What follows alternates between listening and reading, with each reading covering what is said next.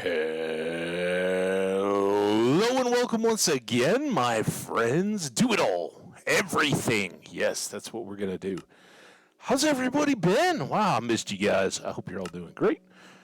Hope folks are having a wonderful spring, summer. It's almost summertime, right? We're a day, 2 days? I always forget. Is it the 21st or the 22nd that is the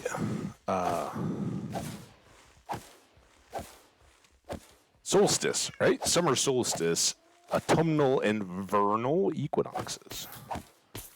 Now, I don't know what we're doing yet, but I know I've got to chop creepers. It's what we do. We chop them in the ankles. Come on, pick. Hey, look at this. Ah, there we go. And we get some XP too. Or some level XP. It's all XP to me. How the heck is everybody doing? Welcome, welcome, welcome. I'm just realizing I'm not even on the Twitch page. Hang on a second. I got to step away for a second too. But let's try to get into the chat at least. See what's going on. I did tweet out, so we'll see if anybody's around, man, these weeks. I know you guys all find stuff to do, get busy, and it's tough to wander back. So we'll see if we get anybody to hang out tonight. It would be fun. Come on by, say hello, say what's up. Be great to get some new friends. Appreciate all the viewers over on the YouTube side. Some new followers or subscribers. I'll get all the lingo back. And some views and more to follow on all that. Give me 1 second. Like 10. I'll be right back.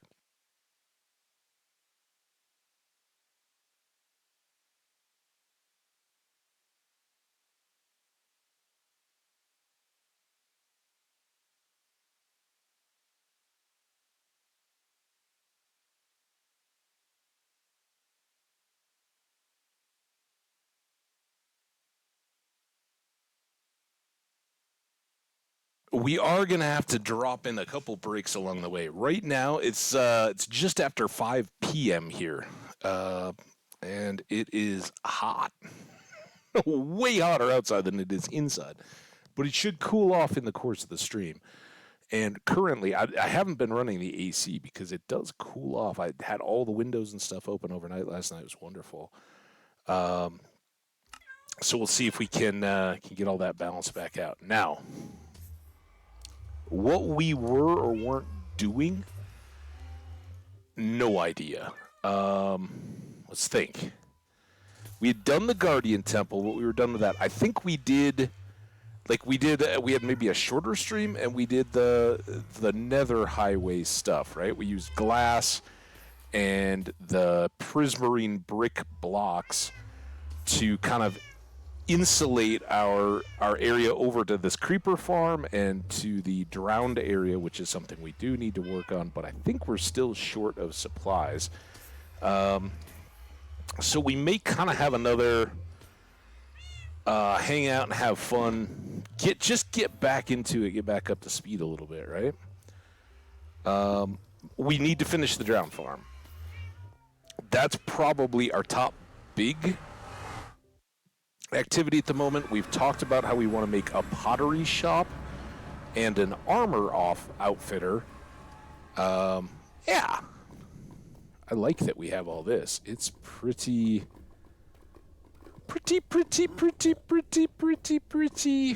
green-ish.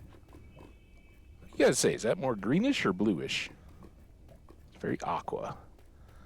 All right, let's go to the basement. I know we spent a lot of time back and forth with all this stuff last time. In fact, I think we expanded the basement, made this farm a little bigger, all that good stuff, right?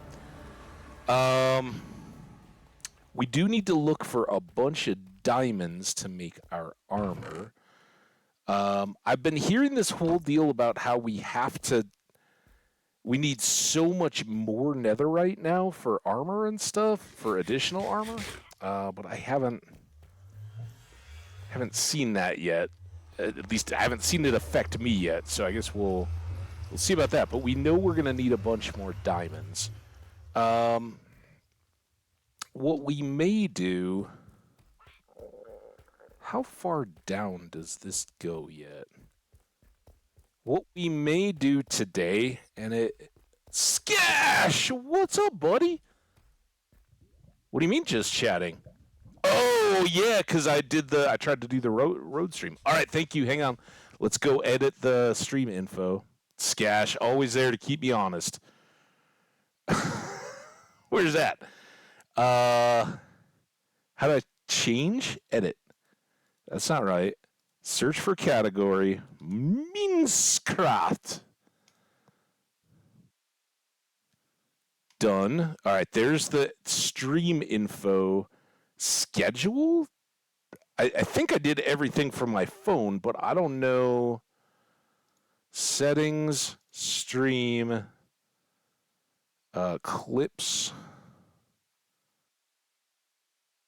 channel. Yeah, that was the attempt or executed. I mean, it did work technically. We did some road mobile streaming. It was fun. It didn't last very long. Minecraft.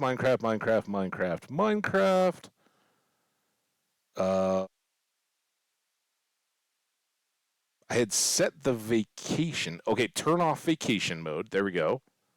We're back. All right, let me know, Skash, if you see other stuff that's still wrong. Yeah, yeah, you telling me, man. The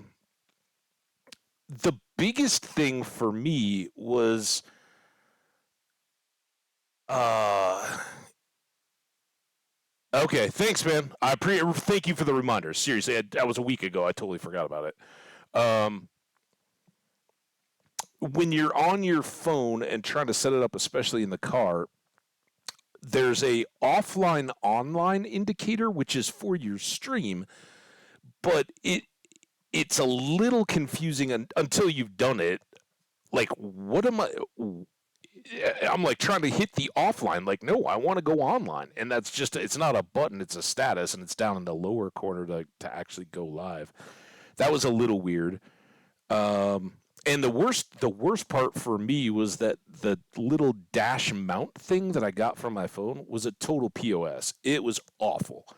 It was the concept was fantastic, and it really like all in all, it seemed like a great idea. It was a magnetic suction, so you could suction it to your dash or window or whatever you wanted to. It had a swivel mount for the magnet. You stick that on the back of your phone and position it. And what I wanted to have was, like, all right, it's looking at the road most of the time, but if I want a face cam, I can flip it back and forth on the view. And unfortunately, the magnet didn't have enough, even with my phone out of the case, it didn't have enough to hold up the phone. So it really limited what I could do with it as far as positioning it. It had to, like, the phone had to be all the way down and touching the dash itself. And that just made it all kind of funky. So I got about 20 minutes or so before internet. Like, the problem wasn't so much that I had big gaps in internet. There's a few places, western Nebraska and eastern Colorado, where there are gaps. Although on those, you're actually on the interstate, and it's usually at least some coverage, but then you're switching towers, and it's like one tower handing off to the other, and it would blip. Even when I was watching content, all the streams that I was watching or hanging out in would cut out when I switched to a new cell tower. So that was kind of lame. So I was really thinking it would be cool to open all the basement up to the farm. I think maybe that's a bit ambitious. But we can at least go... How many torches across are we? 1, 2... Well, here, let's just blow this up. And I kind of think I want to kick this out just so we have more... Oh, that was... I've never seen that one. Some of them we leave around. Should we leave that one strategically for a sec, too? Just to mess with people? Mess with me? but I don't think I ever saw that one. Those two have been left. Those are the token, ignore them diamonds in the game. So, Skash, how have you been doing? I saw that there were streams up. I didn't get a chance to watch any of them, but how have you been? Welcome back.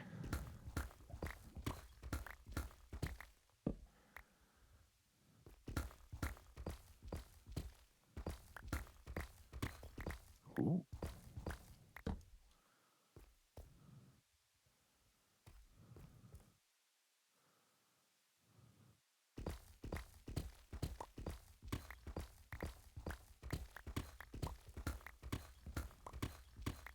I was reading something somewhere about Australia over my trip.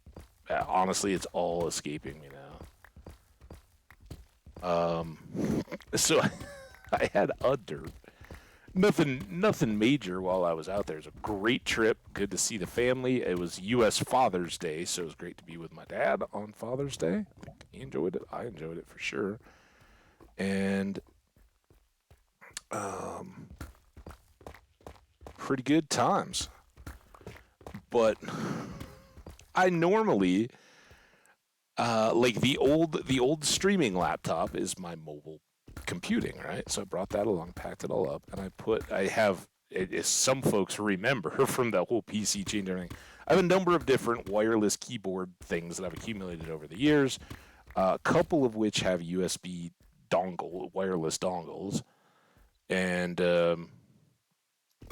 one of those is like a compact one. It's designed to fit in a laptop bag along with your laptop and everything else, and not be, like the full ergonomic width, but it's pretty nice to have it not just be dependent on the laptop keyboard when you're traveling and stuff, especially if you're going to do any kind of streaming. Not that I intended to on this particular trip, but just for, using a computer when you're on the road. Life's simple pleasures. So I'd planned to do all that, and it was a few days in before I even bothered to notice. Right, phones are good enough, most of what we do, and of course I wasn't there to spend a bunch of time on a computer in the winter time, especially when you're in the middle of a freezing cold blizzard. Different story, right? It's like, yeah, we've done enough of this or that. Let's go outside or whatever. Or not, I guess not on that trip. In the summertime, yes. So, I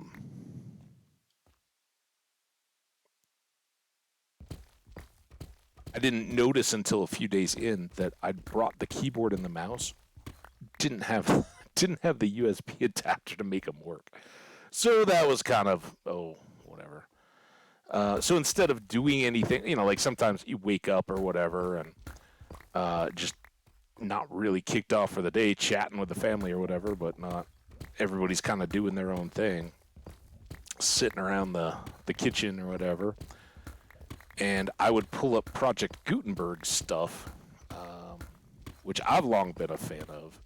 I know it's not for everybody. People are like, it's just digitized books, right? It started back in the 70s, I think, early internet stuff, but it's maintained and gone on. You can basically sign up to be a volunteer in their program, however that works, and you can help them add digitized books to their library, and it's free. There's no charge. You can read them online. You can download them and read them on your Kindle or whatever. But they're all old non-copyright stuff, right? So it's from 1906. I think I was reading something, and a lot of times I just kind of sample, right? It's like going into a bookshop and browsing or something like that. You're flipping through a few pages, seeing if anything catches your eye, and this and that. But they've got like old scientific journals, old magazines, and then a lot of literary classics, which I love and eat up whenever I get a chance. That's basically how I discovered it. Like, you want to read some Dickens?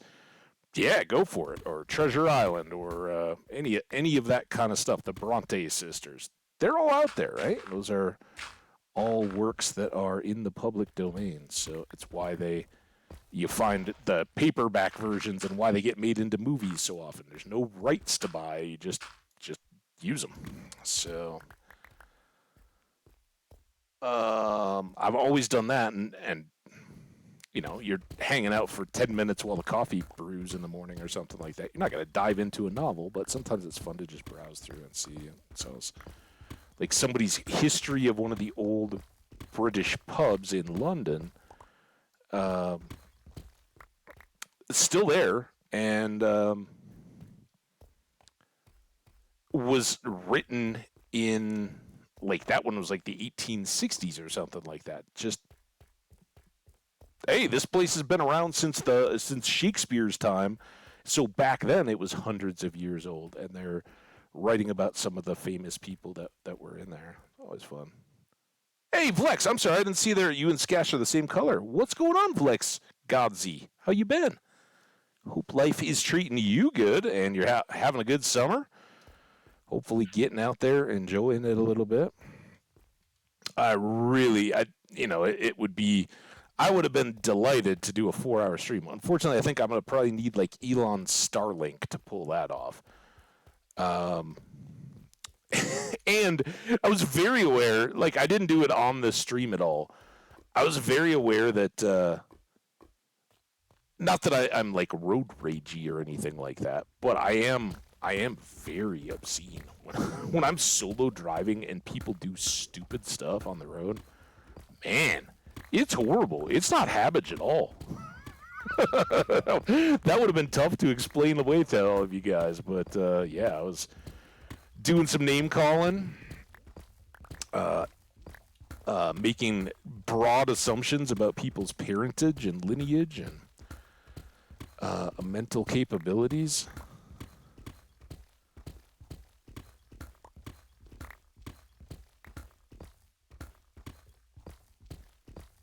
But it was so beautiful. Hot yesterday. Coming back again, I was visiting my family in Iowa. That's a state, 2 states away from me in the United States. For folks who don't know, I live in Colorado, just outside Denver, Colorado. And my family lives in the Sioux City area of Iowa. They don't live right there or anything, but in that general vicinity. It's right at the corners of South Dakota, Nebraska, Iowa, and Minnesota. So lots of little places to go around to in there. And of course, we grew up in Minnesota, so close to home and family and all that. Cool. The thing about the U.S., they don't understand that infrastructure shouldn't be profitable; it should be reliable. Depends. Out here, there's nothing like that. That's an East Coast U.S. kind of deal. I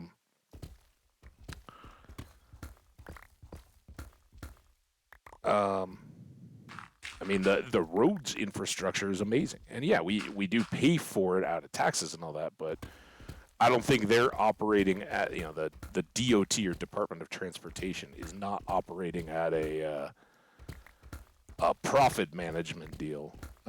But your licensing for your vehicles and all that, part of all that goes federally to maintaining the highways and all that. And they were uncommonly good. There's been a lot of big construction on the major interstate that goes between, and those are the two fast-moving lanes of traffic, well divided in opposite directions. There, massive median in between, and on ramps and off ramps, no slowing down once you're there and moving, unless people do something stupid along the way. But by far the stupidest thing, the most dangerous I felt at all on my entire trip was today when I still had the car and I gotten back, and more to follow on all the post-trip stuff. But I went to the grocery store, right? Because I'd kind of used up everything, because you leave it at home for over a week or so, and stuff goes bad. So I'd kind of used up my perishable foods that I had here. Had to go to the grocery store, and I've still got the rental car. So yeah, why not use it as the grocery getter, right? So I go to the grocery store, and I go buy my groceries, and all is good and well. And I just got all that stuff kind of done recently here. And I'm about to back out of my parking space in the parking lot, and the rental car's got the whole, don't trust a human being to use that neck they were born with to turn their head and look backwards. Oh no, there's a camera. It'll take care of that. And I don't trust them when it comes to a parking lot and like watching for a little kid to run away or anything like that, right? So I use it, right, to make sure nothing's coming, and I back up. And I'm looking side to side when the yokel behind me decides they're going to back straight out, like it's diagonal, right? So there's like a one way, and it's all diagonal striped parking areas, right? So you've got say you're going north, and there's two sides of the lane, both with diagonal slots, so you can easily go in and go out. You don't have to do a full 90-degree turn into your parking space or park along the side. You just go in at an angle, and then you back out and go on your way. And then if you don't find a spot, you go all the way to the end and turn around and come back the other way, and there's two sets of spots going all the way there. I think this is pretty common worldwide, but I don't know.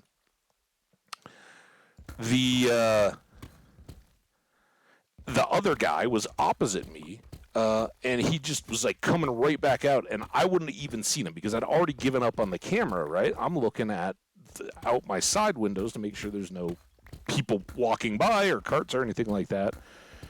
And the guy behind me, like I'm already out into the lane, he starts coming at my rear quarter panel, and there happened to be like a shopper walking, and he's like, "Ah, look out!" And I heard him and was like, "Whoa, crap!" And darted back into my spot. The other guy was just like clueless, and so I just was like, got out of the way and stayed there. I was like, yeah, I'm gonna just let that guy get out of the way.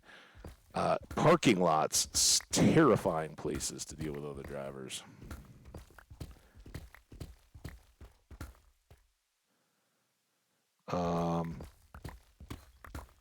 Does it feel like no, I guess I haven't gone all the way yet. I mean, I should hit a torch, right? Seems so dark and scary.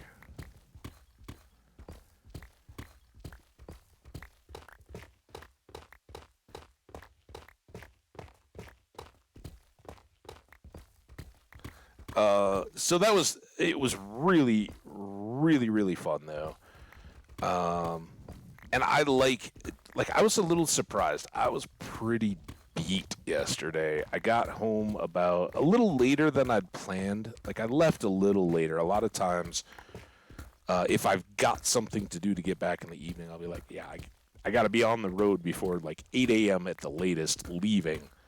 And it's, there's time change and everything like that, but it's, that gets me back across and kind of in just before, just as rush hour type traffic is going. And this time I didn't push for that. I was like hanging out with my folks and just having a leisurely kind of breakfast and not rushing out the door since I didn't have anything going on last night that I had to get back for. And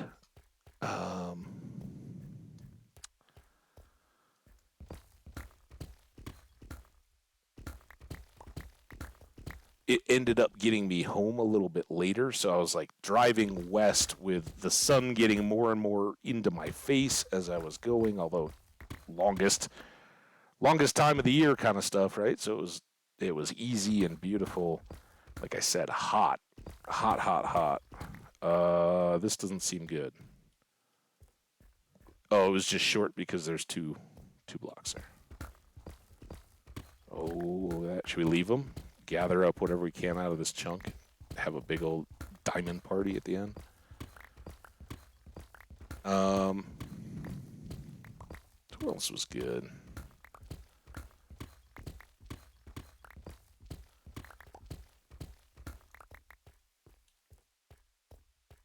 Food was awesome. Between my parents and my sister, man, I ate way too much. Like, enough. Of course, they got two, I guess they're technically both still teenagers for a minute, but young adults around home that are capable of eating quite a bit. They're both athletes and working out all the time. It's like, yeah, I don't... did this wrong, didn't I? 1, 2, 3, 4, 5, 1. Hope that's right. So this should be right to it.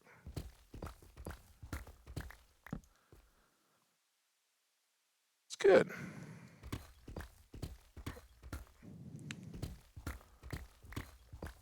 Trying to think if I saw anything. Got to listen to full John Bam streams, or pretty much when it wasn't like bad internet or whatever, on the way back, or out and back. It was kind of interesting, like, you know, as I listen, and I've been a big fan of that channel for a long time, for the Minecraft playstyle and just the community and everything else. It's pretty fun. I have no idea what he was doing through all those streams. Absolutely no clue. Like, there's so much chatter and stuff going on, but at some point you realize, you know, after watching it so much, how much of the gameplay and stuff is totally non-verbal. You know, grinding on a project or whatever. And this is accomplishing our feat, or our goal of growing netherwort today.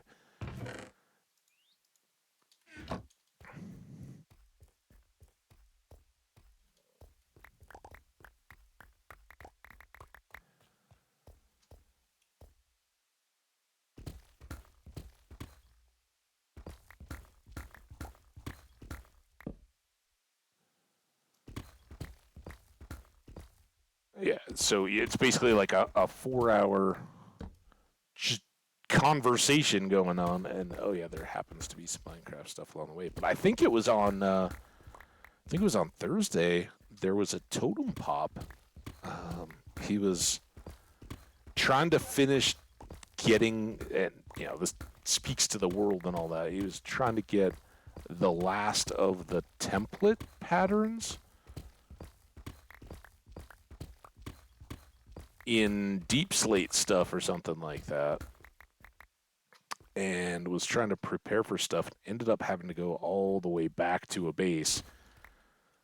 2, 3, 4. To get a spare totem because he'd popped one and was like, I'm not going into the dark deep cities or whatever without having a totem, which is a big part of what I agree with. Like, yeah, you got a hardcore world and you're trying to hang on to it. Protect those totems.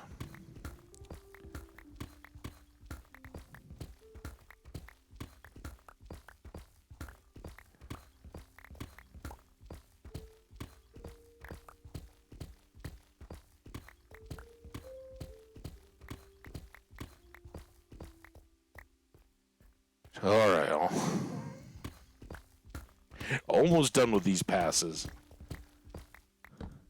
Hell, how about you guys? I don't know if you're still hanging out or lurking, trying to be active in other channels and stuff. That's cool if you are. Vlex or Skash, you guys done anything new or different on the channels? Hopefully having a good week. Man, I very much miss the Minecraft, though. Been having fun out in here. So this will do two things for us. Let's talk our world here. Try to get my brain cooking instead of just talking IRL vacation-y stuff.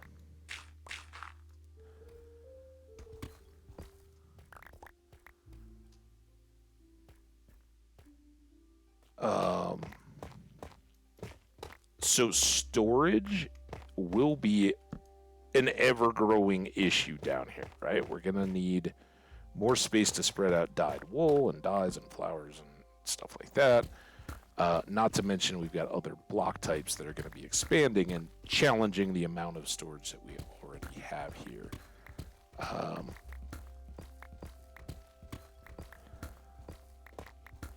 So we'll keep pushing this down, but I'd love to have it open and expanded up to the geode farm. I think that would be pretty good. tough, so nice. Just goes away so quickly. Sadly, though, I don't think you can just find diamonds within these pockets of tough. Nice for clearing out an area of the deep, but... Speaking of the deep, any word on the submarine? I haven't looked or listened or heard of any news today at all. I slept in kind of late. I'll tell you all about it here in a sec. But yeah, the submarine that got lost on its way down to the Titanic, that sounds awful. There's not many more horrible ways. Well, that could either be a really good way to go or a really horrible way to go, right? The really good way is if somehow the vessel that they were in failed and the pressure at that depth just immediately imploded it. I mean, there's no time to feel or worry or anything. You know, there's no terror in that form of death. You're gone, and that's tragic, and it's certainly sad if that becomes the case. That's one thing. The loss of power or failure of, ballast or control where your structure is okay, but you can't get to the surface. That's a lot more terrifying, right? Because they said someone, because I was hearing the different versions of that news story as I went across the country, but one of them mentioned that they were equipped with about 96 hours of air capacity, because they like the movie Apollo 13. When you're that deep, you're basically in space, right? So they have CO2 scrubber systems, just like that lunar capsule did in Apollo 13, where you don't have compressed breathable air for the whole duration. You process the air that you're breathing over and over again for that trip. Same thing down there. And the guy said that, with maintenance on the filters and things, where, if they change those out as is needed throughout, they could continue to have breathable air for, again, about 96 hours, which isn't an incredible amount of time, but assuming that those vehicles also have transponders and everything, the rescue vehicle that was assisting and all that hopefully would be able to get something down there. Now, I don't know.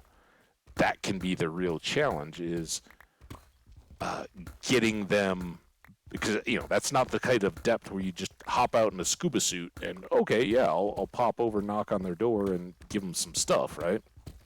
So basically, you have to affix something to them and then lift them to a depth where they're accessible and further affect their rescue at that point. So crazy. I hope the best, but I haven't heard anything today. And just crazy hearing about so it's a private entity that does these dives, and since the discovery of the Titanic, they've been running these things, and it's a 5-person crew that can go down in the submersible, and $250,000 for the ticket or for the ride or whatever.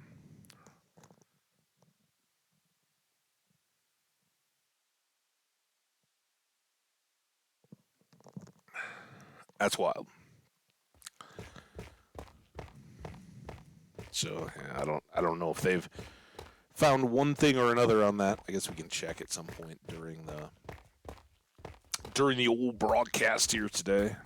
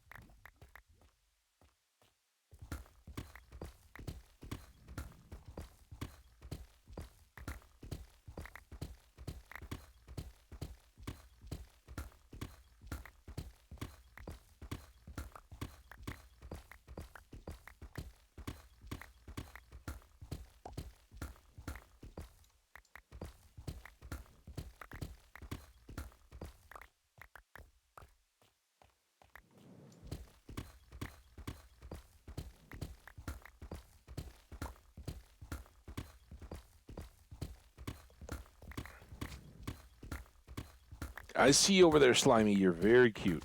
Yep. Calling for attention. Oh, you're coming in. I didn't know you could actually fit through there. All right. You want attention? You want to play? Okay, let's play. I also had dog time while I was there.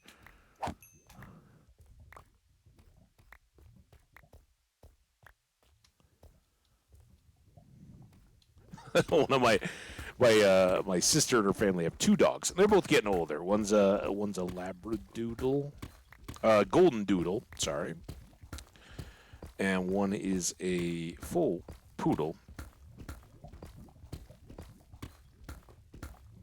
And the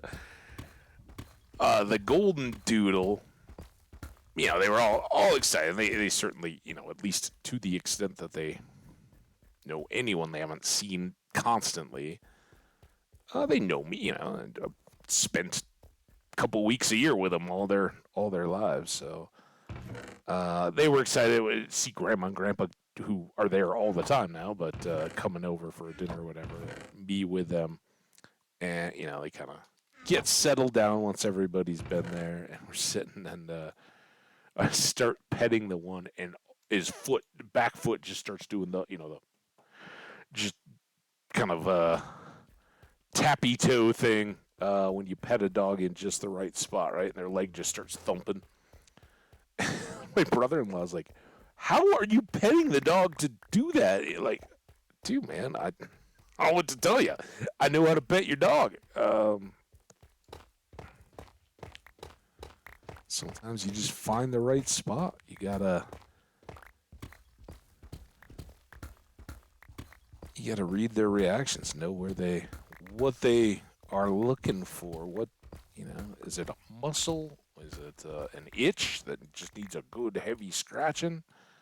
They'll let you know usually.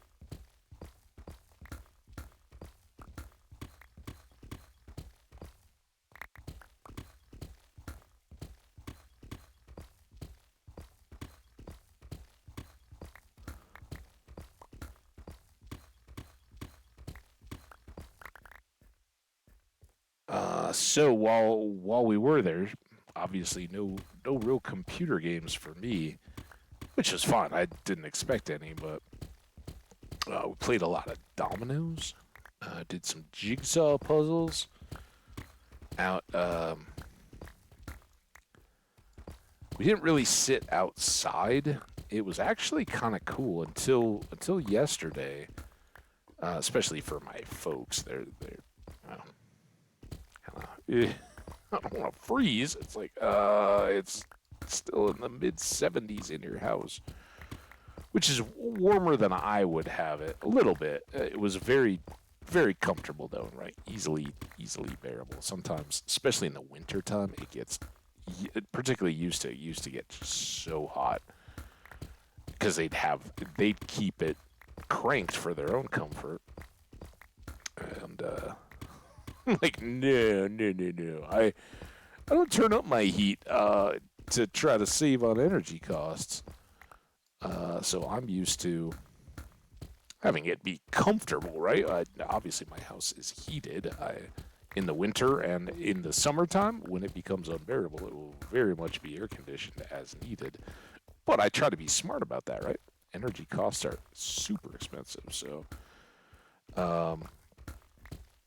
try to set it up so I only have to run it in limited bursts, not just constantly, and pick temperatures that are kind of sustainable, right, for me. But it was great, and I think pretty much every day, like morning and evening, even their like screens and stuff could be open, so it was fresh air and you could hear the birds and all that singing outside and all that. But I think it was Saturday. My parents were taking all of us, the two grandkids and me and my sister and her husband, all out to dinner, and that was great. We had a wonderful time, cool little restaurant, kind of burgers and steaks and stuff like that, but kind of at least has a big sports bar area with a big patio outside. But we didn't use any of that because this crazy thunderstorm popped. Like we all went out, had a reservation, right? And we go out of their place to get the cars, and there was this giant, intimidating-looking dark gray cloud to kind of the southwest of us, and driving over, we were driving along this like just straight line of thunderstorm, kind of haily-looking, menacing, scary-looking skies. No rotation or anything, so even I wasn't worried about tornadoes. Although you got that country, you definitely need to be aware that that's a very real possibility. But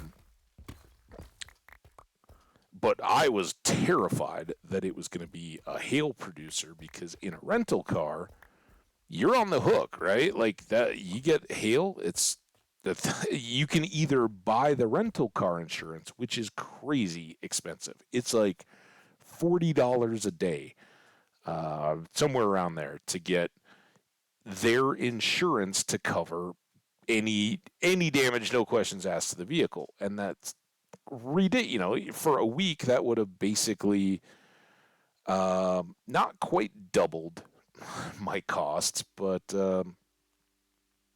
it would have been getting close, right? So I didn't go for that. Last winter, I did. When I was out there in the midst of the blizzard and the icy, it's just too easy, right? Something happens, like, all right, yeah, I'll suck it up. You guys got me for this one. But it's just kind of one of those deals, right? I've lived in Colorado. We're a big hail state, and until last summer, my truck, which has never been parked in a garage or anything like that, never had any hail damage. It was, it just kind of, even when it hails, it doesn't necessarily mean it's going to be a damaging hail to metal and glass and that kind of stuff. But if it gets big enough, it'll just pummel and destroy all that. So that whole dinner was a little tense for me, having it just parked out in an open parking lot and going, oh, please don't let it hail. Please don't let it hail. Because in the U.S., at least with a rental car, if you don't opt for that insurance, and depending on what your own auto insurance is,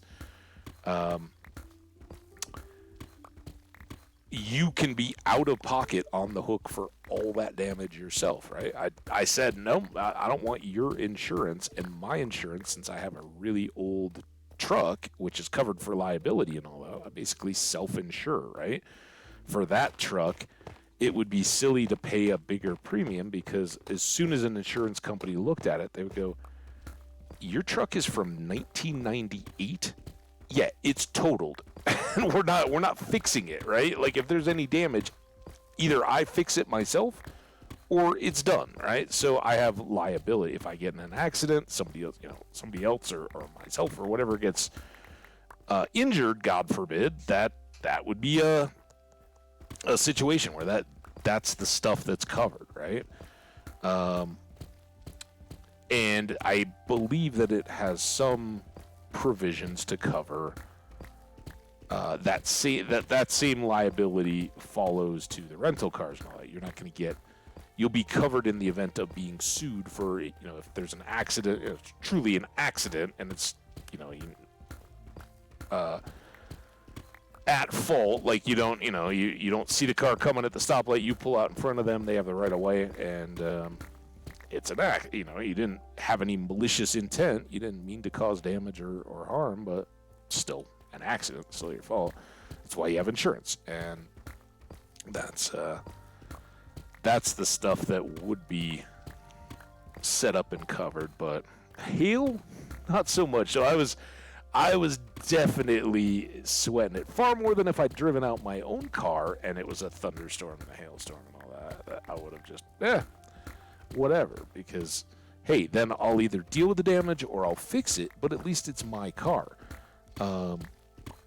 On a rental car, you're not going to see anything back on that. That car's already been returned, and they're just like, yeah, here's the check. And you want it done as quickly as possible because they're also going to charge you for all the time that asset is not in their fleet, right? It's a weird little factor that their loss of asset for each of the days that the repair is going on or whatever it takes, that all comes out of your pocket too. It's terrible. So I was very, very, very, very, very, very happy that no hail fell. Just crazy lightning and a lot of rain. It's been not nearly as wet out there as it's been for us. While I was out there, I saw that Colorado had the second wettest, oddly, like this is what they came up with. It's been the second wettest period from mid-May to from the beginning of May through halfway through June since 1876. And I'm like, well, is that a particular period that, like, I've never even heard that come up before. They didn't just say it was the wettest May or not or whatever. It was whatever made the stats sound the most crazy.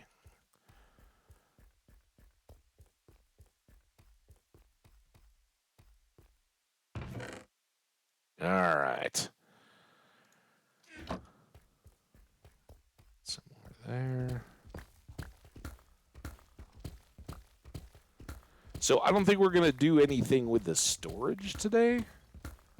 Just knocking out the room. And again, a lot of this is just about getting the diamonds that are hidden here. Obviously, this is not the most efficient way to pull out diamonds, right? We're spending a lot of time to see a few nodes of diamonds. But you can also see the risk and the payoff reward, right? There are diamonds here, but since we normally search for diamonds down here, any and all of these would be, well, I guess we would have clipped that if we went on that particular block with a tunnel.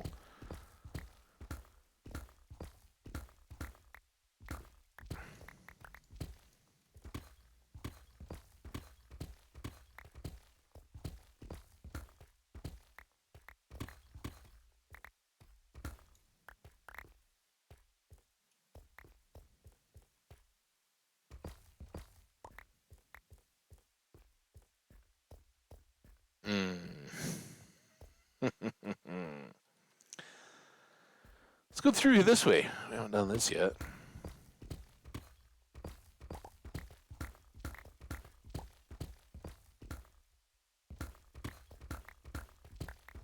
There's some more, though.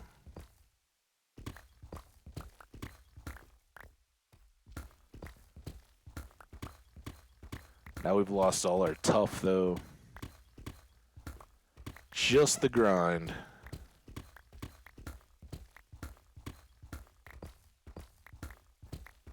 So for tomorrow, we're actually going to be right back in. Oh, Skash.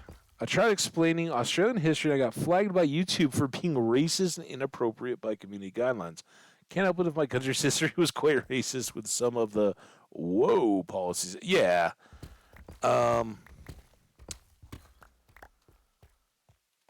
it's a very active debate in the United States about whether you talk about those kinds of things in history or whether we try to stick our heads in the sand and pretend they didn't happen for fear of offending people. And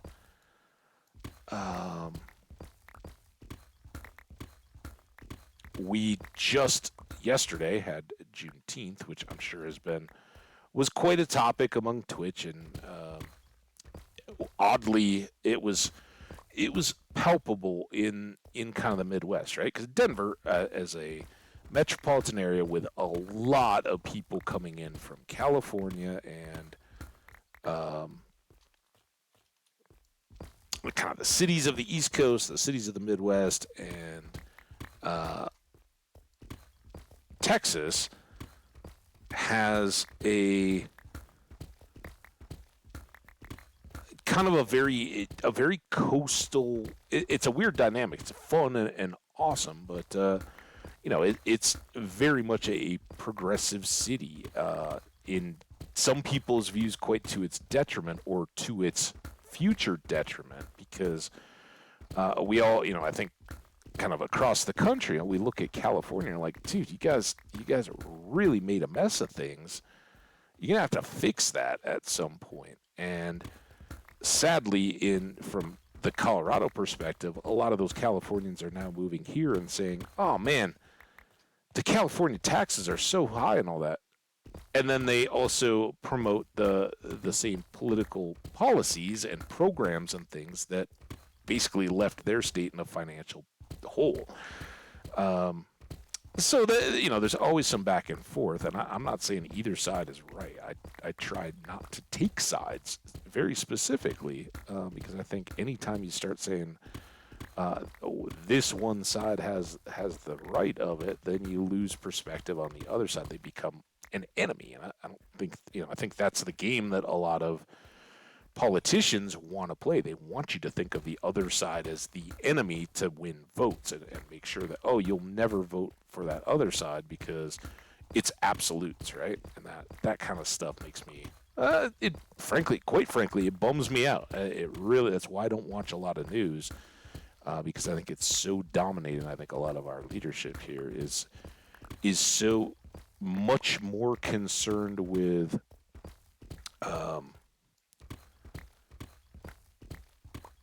this idea of absolutism, whether it's an issue or a debate or whatever, they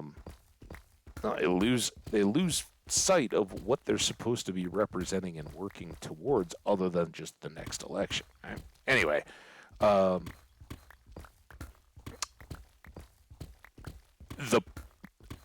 part of the country that I was in and driving across is kind of notoriously very, very right wing and God's country kind of stuff, right?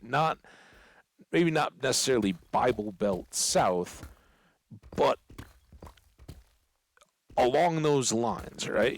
That you don't go far without seeing a billboard that's got a religious connotation to it. Not advertising a service or a church or anything like that. Just a political viewpoint with a religious allusion on it, and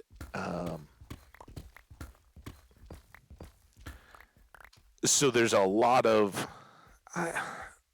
I'm not going to say it's racism, because these people are it's some of the nicest, like you go into businesses, places like that, some of the nicest, warmest people around. And with it being Juneteenth, there were a lot of festivals and things going on as I was driving back across. A lot of little small towns that, on the surface you'd think of as being very white America, right? That's a pretty big misnomer, right? They're, for one thing, they are the communities that are very, very, very receptive and have been for generations to migrant workers, right? The outside of automation, a lot of the harvesting stuff and just the labor that is associated into it is immigrant labor from South America and up through and including Mexico. So it was that way when I was running corn stands back in the day. And technically, all those people are supposed to have had papers, but I don't know how real that was, and I don't know that anybody in those industries cares too terribly much. But most people don't. That's the cheapness of the labor, right? Why am I hearing a zombie there? Don't know. So I was surprised that first of all, I was surprised that on the radios I drove through these places, and the radio is just notoriously, it's right-wing politics, church, or country music. No, none of which are mine, but still, when the internet was fun, I like it. I definitely take the opportunity to kind of scroll through the stations and listen to what is really out there in different parts of the country. What's the dialogue like? What do people talk about? And it's fun to hear, like, oh yeah, this is the upcoming local livestock auction advertisements, right? There's a whole big old radio listing all the different types of cows and pigs and whatever else are going to be available at auction. One little area where I was like, oh yeah, and this is the part of the part where we typically say thanks to whatever mortuary or funeral home, the obituary listings for the community or county or whatever. They're like, but there are none in this week. We didn't have anybody die. So, and you live in a big enough city. It's like somebody's always being born and somebody's always dying. That's kind of the point. But not if the town's small enough. But anyway, they were talking about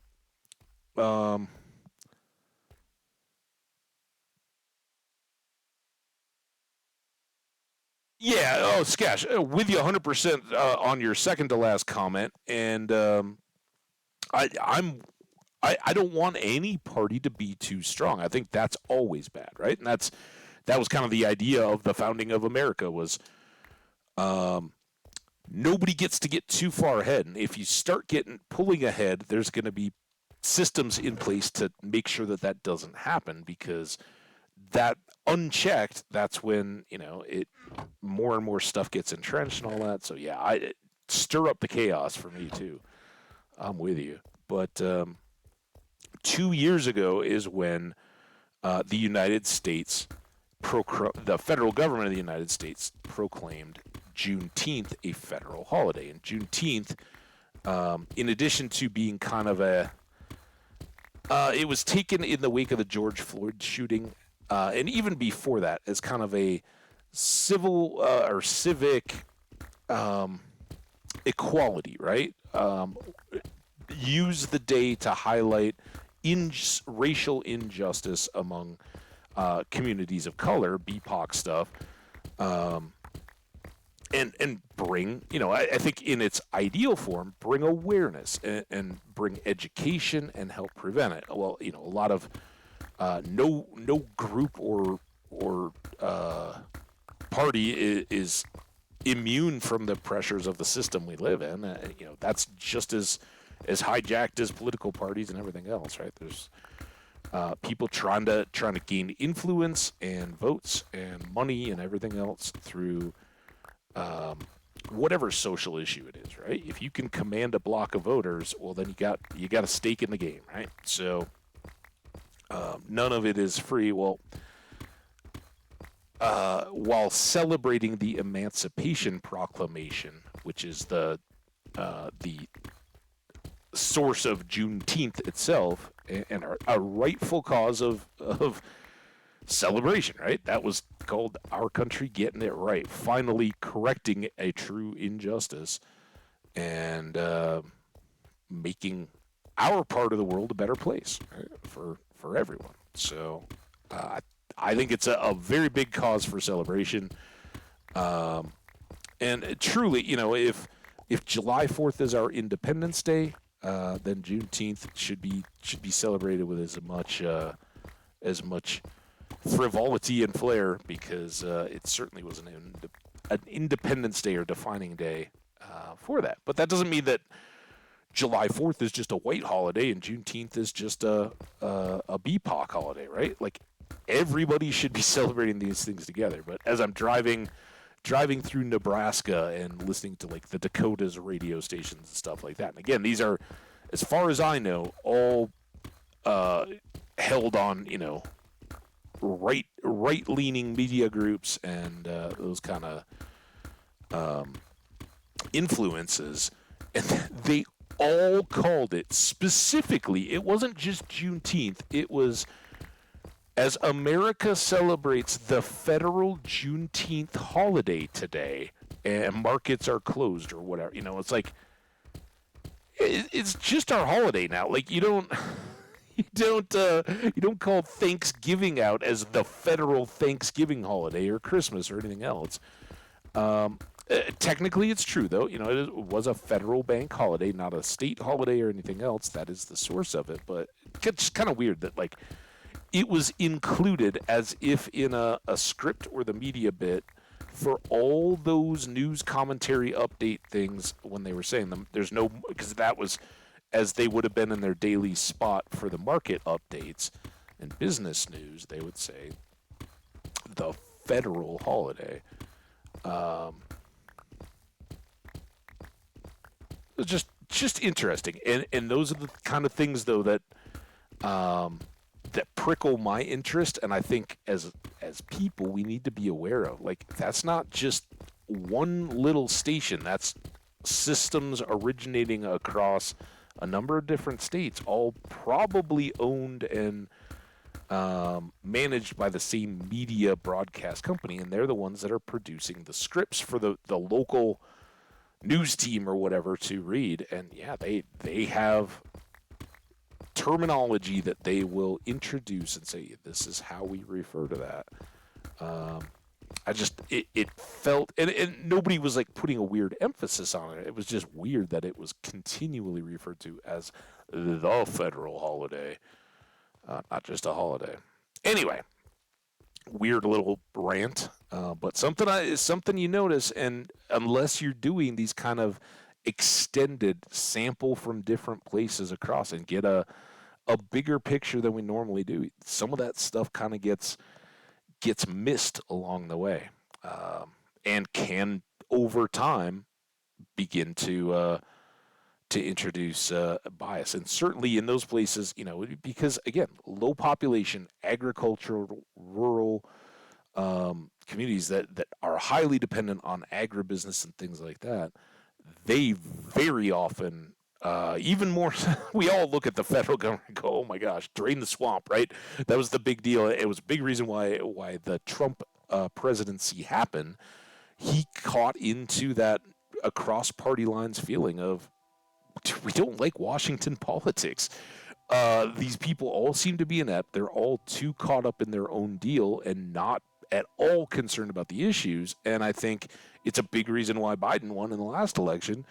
Everybody that had decided that saw not only, I don't know. I don't know the guy, and I've always said, at the time, between the two, if I'm going to go into like a bar and sit down, pub or whatever, and sit down and have a pint, of the two people, 10 times out of 10, I'm going to sit down with Barack Obama. I think he's got a lot more interesting things to say, and he'd probably be a lot more interested in having a back and forth conversation.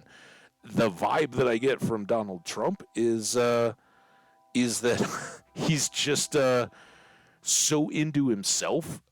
We all know those people, right? You don't have to be a politician to be kind of egotistical and like, oh, let me tell you about what I did this time and this here. Listen about me. If I'm not talking about me, I'm not interested. I get that vibe, right? I don't think it would be a good back and forth, but yeah.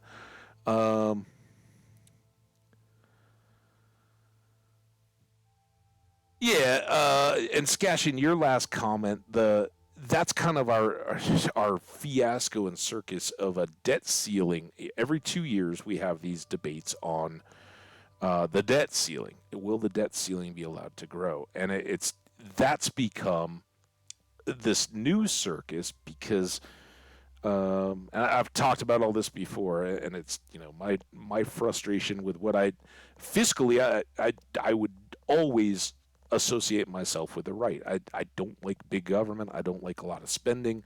I think that the programs that federal government attempts, whether it's well-meaning or just, and it always starts that way, right? It always starts locally. Oh, well, now we got to blow this up into a federal thing. There's a real issue here that needs to be addressed, and it gets bloated and inefficient. And once there, you get the evil bureaucrats, right? They're people that went to school to try to help people and manage managed charities or whatever. Well, they get rolled in.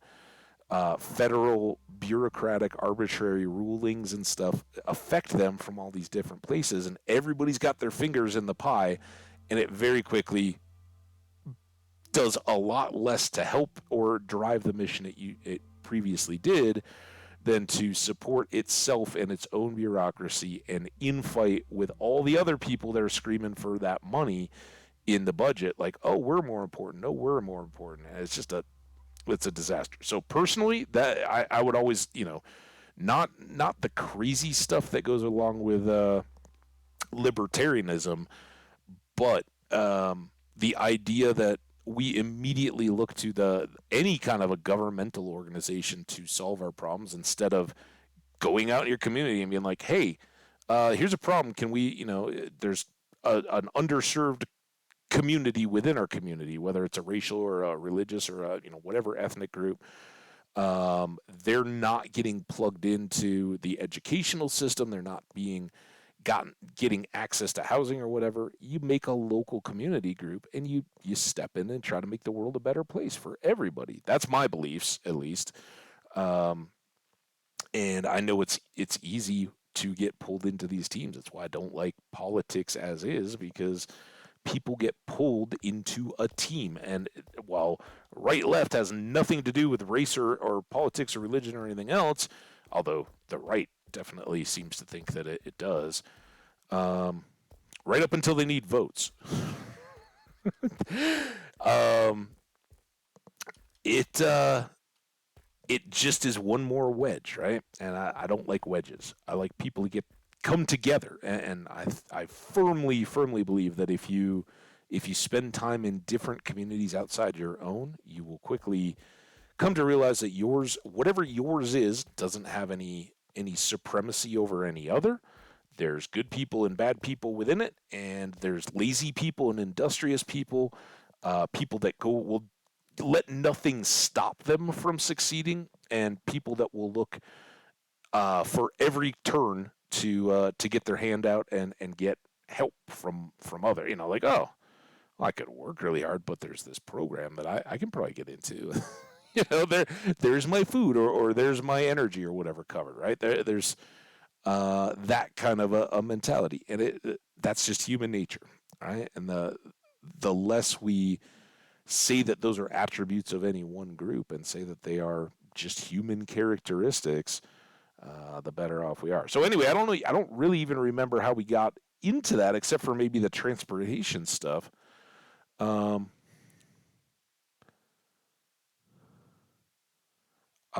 Dude, I realize I missed one of yours. I'm sorry. Hang on, Skash. Let me scroll back up. Oh, yeah, I haven't heard that. And maybe that's like so the comment was, let's not talk about World War II because it was a dark point in history. Yep, sure, deny horrific things, see what happens.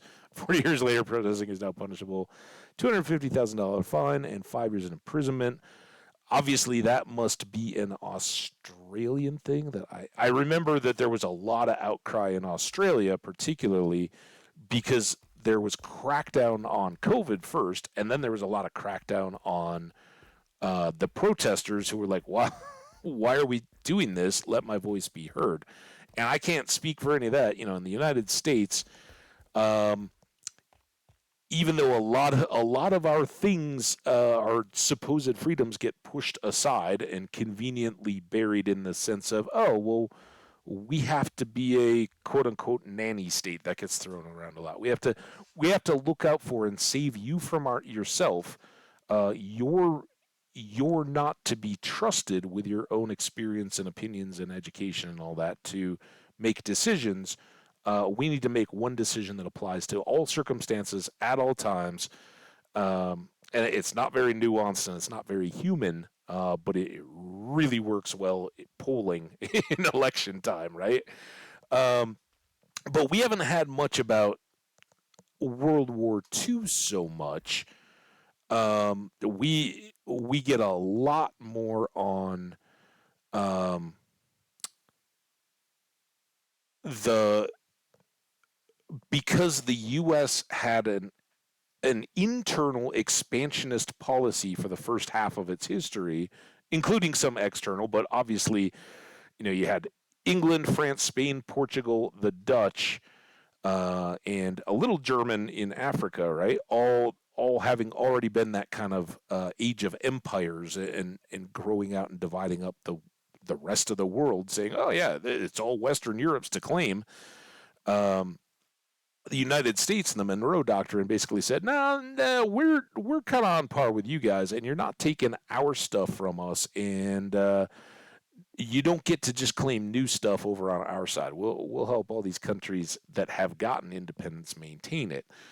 But we certainly, expanded from sea to shining sea. The manifest destiny. The Monroe Doctrine said that we would defend independent nations in the Western Hemisphere. The manifest destiny is what, from the late 18th through the 19th century, was that idea that it was America's destiny to grow to be bi-coastal, and basically take the shape that it ultimately did, minus the purchase of Alaska, which at the time everybody was like, "Oh my gosh, that's crazy." So we bought that from Russia. Thanks, Russia.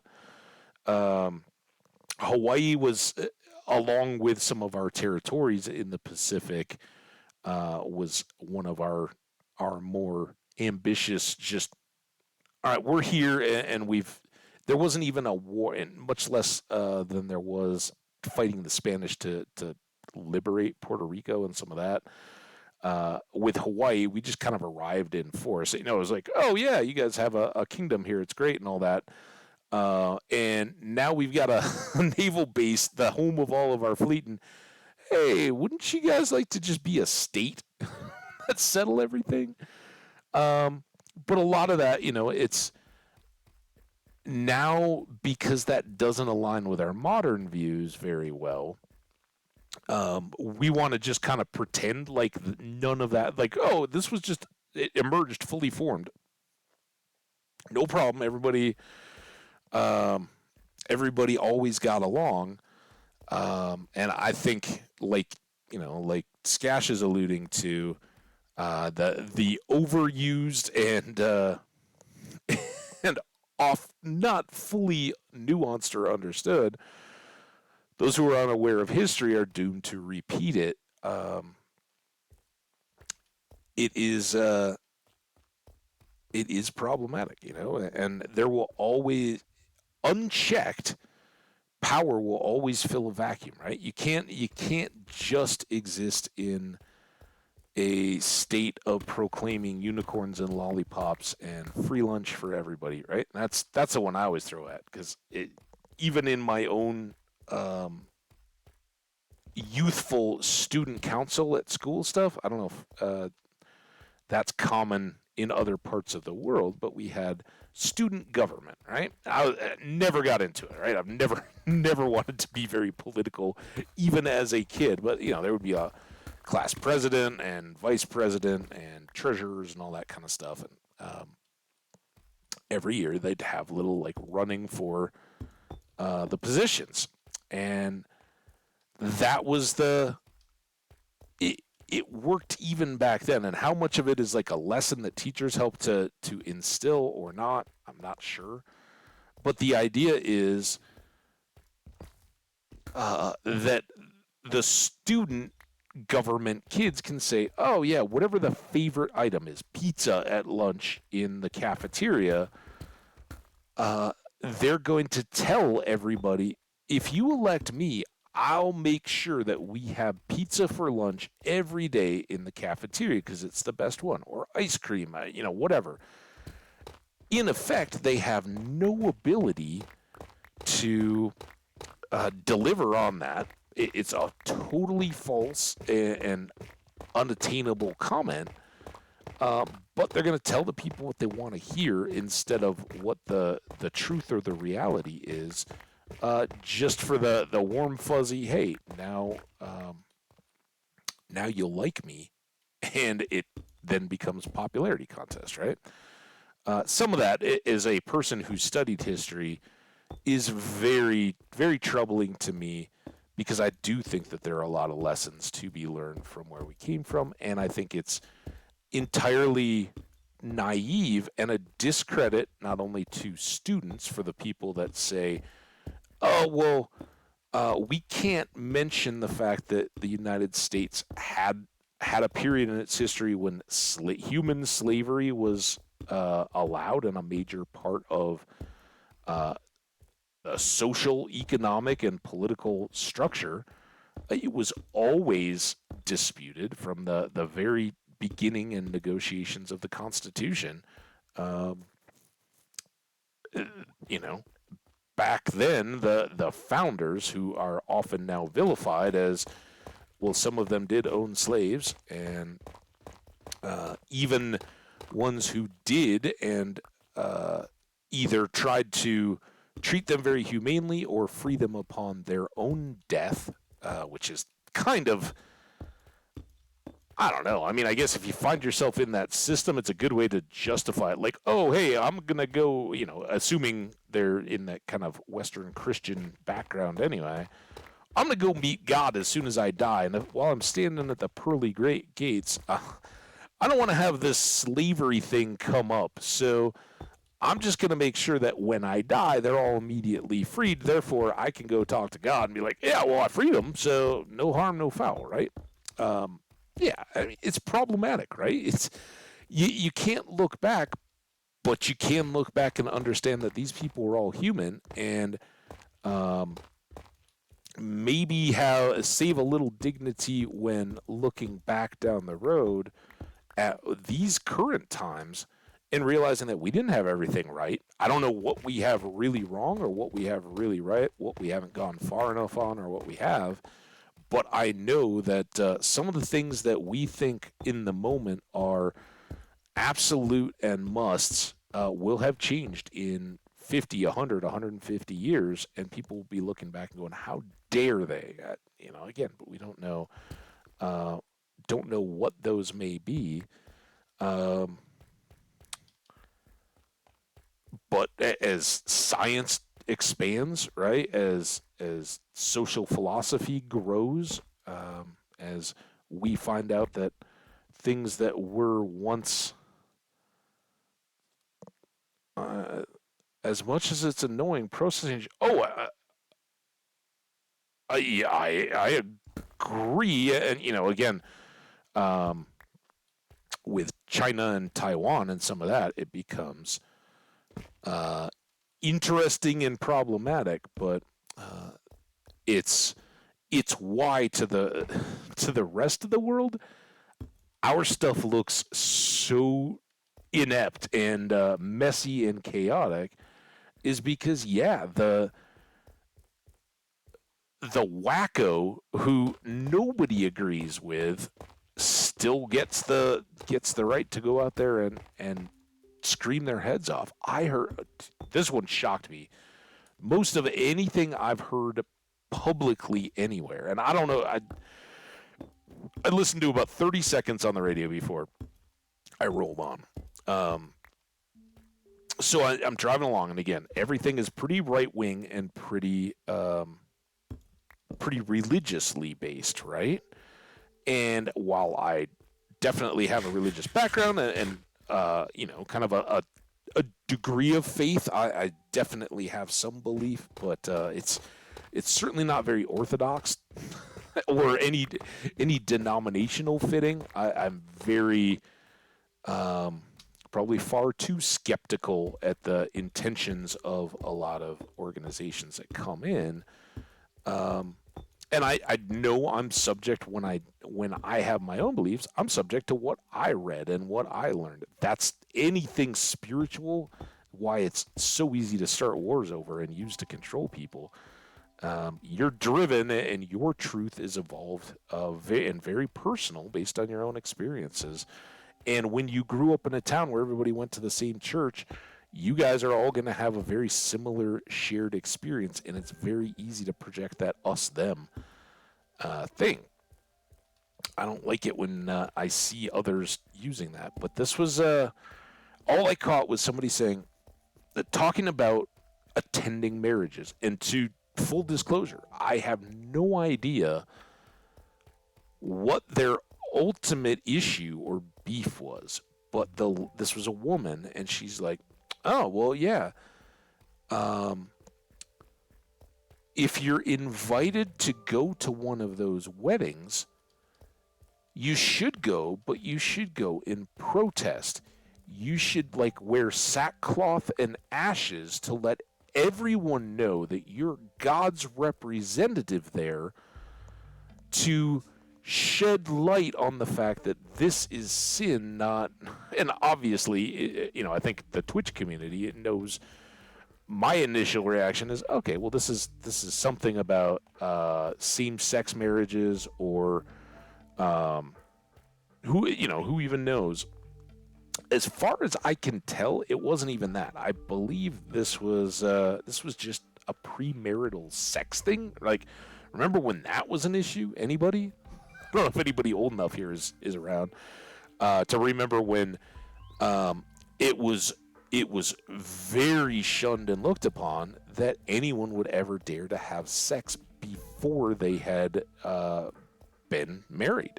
But very much coming out of the 50s and into the 60s, that was an absolute, and it cracked back hugely in the 80s when I was a kid with AIDS, right? The whole abstinence thing blew up because when I was a child, AIDS was probably aware more that people were more aware of it than I was of AIDS, but kind of into elementary school in the beginning of sex ed and all that, it was a known deal, and it was just changing from they just eliminated it from blood transfusions, because for a time it was being passed to people that needed blood in emergency situations. They were getting blood from donors, but there was no test to identify HIV as a virus in the blood supply, and so people would be given a blood donation, and next thing you know, they've got untreatable, uncurable, unknown, terrifying AIDS at that point. And there was a lot of stigma around the idea that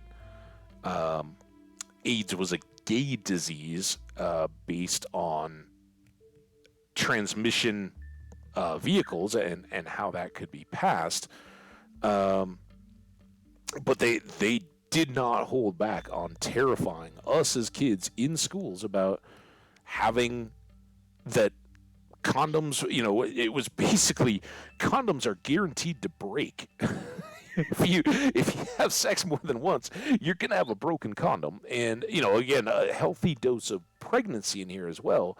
But the real fear was AIDS. And it didn't matter really that, for guys, it was very unlikely that you would get it back from a woman, but certainly that could be passed to. And it all just led to this abstinence is the only really safe avenue, and they were able to wiggle that out of a religious sense into more of a health sciences angle for a time. And of course that has since passed and become less common. But those make cycles, and that was what was being dealt with. This woman saying that, oh yeah, if you feel, and I was scratching my head as after I'd listened to like this 30 seconds, where this woman basically said, and I listened, and I was like, dude, what is she talking about? Like, because she basically says, if you receive an invitation, or somebody was like, should I attend or should I not? And she goes on to rant that you should only attend if you're doing so in protest of the wedding, and you have to be obvious. And at the time, I don't even think I knew it was a protest. I thought it was Juneteenth stuff, right? Because here I am driving across on Juneteenth, and I thought this is some like crazy wacko racist that's like, oh, if you're gonna go to a Juneteenth parade or celebration or party in your community, hey, get out the old bed sheets and burning crosses, right? And again, this is my fear of what I'm listening to, not what I'm saying, and not what I've seen anywhere, in my drives across or in these communities. But at first that's what I thought the conversation was. Well, then it comes into, this is weddings and people receiving invitations to weddings they don't like. And my thought goes back to Seinfeld, which was way ahead of its time in this element of uh, being invited to attend, and it was a lesbian wedding in that one, but I think they even called it a gay wedding, but between two women back in the early mid '90s, right? And that again, that's my generation turning and flipping this. It's being like, dude, there's so many bigger questions than what are the two people, what is the gender of the two people that are pledging their life? Like, which side do you sit on? Is it a bride side or a bride side? Which sides do you sit on in the church? And what do you wear? And who gets the gift? Whose name do you put on first? That, like all the comical stuff that you have to rethink on the traditions that go into this. And, I think by and large, most people are pretty on board with that, at least most of the people that I interact with. So this was, I'm now thinking, oh, it's wedding stuff, so it's got to be that. Nope. It was, again, if they'd been living in lustful union prior to their marriage, this woman was saying that you should only accept and you should accept the invitation to attend the wedding and should go to it in a form of protest. And to scash in what we were saying, um, yes, there's every reason to make sure that your voice is heard, but there's also tact. And as I'm driving along, I listened to like a little bit of this, and I think it probably went to a commercial break because I would have probably listened more just for comic. Like, what the heck? Um, I it switched off, or it immediately fell out of range. Whatever the case was, I heard enough to know that it was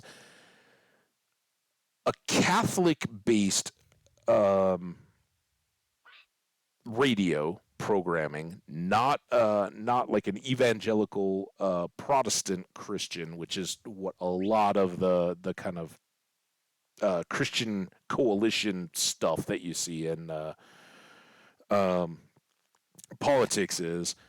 Um, this woman, and I'm just driving along thinking like, seriously, that will never be an issue because who in the heck is ever going to invite whoever that woman is to a wedding ever? Like, is she like advocating wedding crashing to protest these things?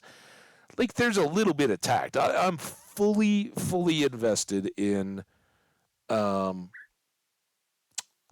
making sure that your voice is heard and demonstrating civilly and safely and not, that doesn't mean you go throw a brick through a plate glass window or attack a place of worship or what a gathering places of people that you don't agree with.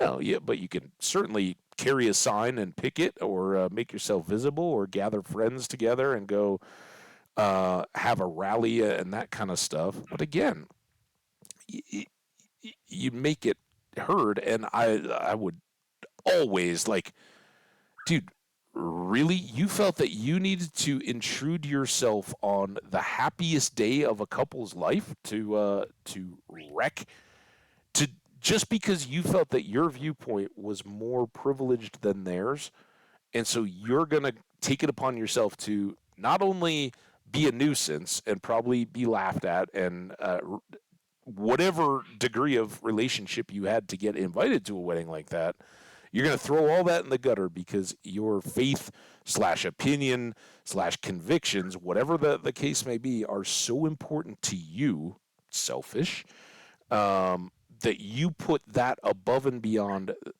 their beliefs, convictions, and all that, which are obviously not in alignment, on the one day of their life that they're like, we're proclaiming and celebrating a loving bond before friends and family. I was just like, dude, who is advising people so poorly, and where is the sliding scale? Where was it that some friend or family or clergy person or whatever didn't say, yeah, sometimes there's just a little bit of good manners, right? And I'm not saying that like, you should never rock the boat or anything like that. I think there's a time and a place for everything, but if you're going to a wedding, if you're at somebody's birthday or a funeral or whatever, a christening or any type of ceremony, excuse me, that's a, an integral part of a different family's life, and you've been asked to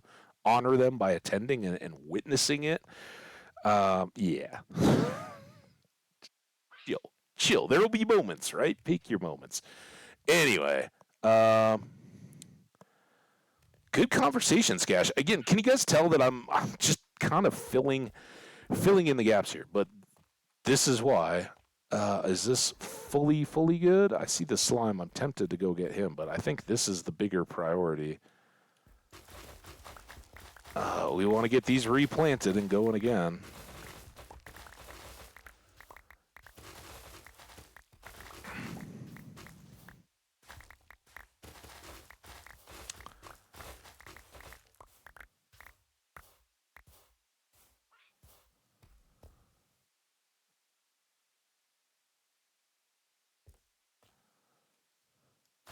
And again, these are the kind of things that, like, yeah, it's the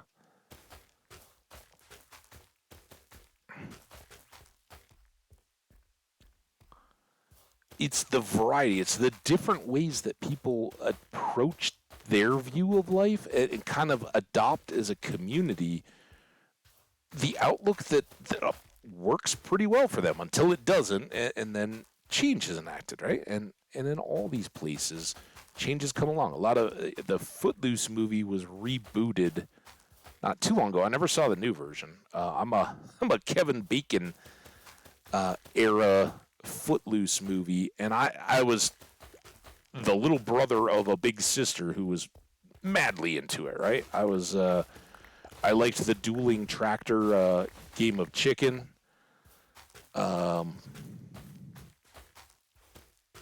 And later in life, I think the soundtrack is stood up very well. But I remember the allusion to that, and I think that was a little more southern Midwest town. But those types of community standards and the idea that if you don't adhere to the small community guidelines, people will remember. They'll notice and they'll remember. And it takes a different kind of courage and conviction to live with the consequences of that. Some people are built for it,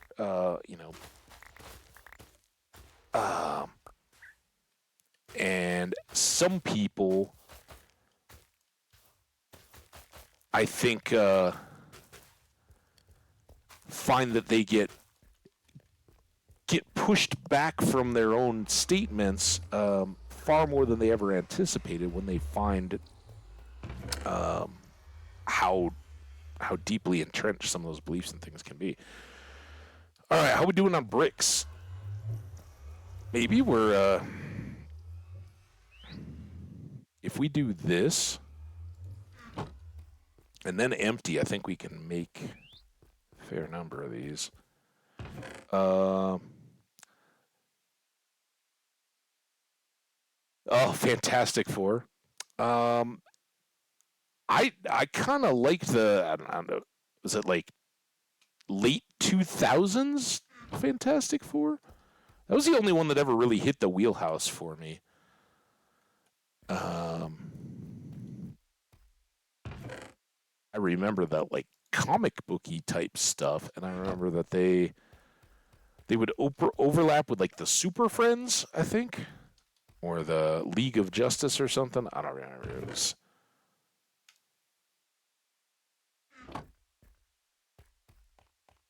But the movie wise, just the limited one setup,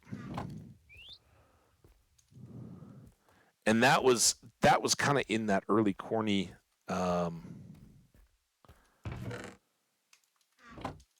CGI era, right? Which hasn't held up. I was watching.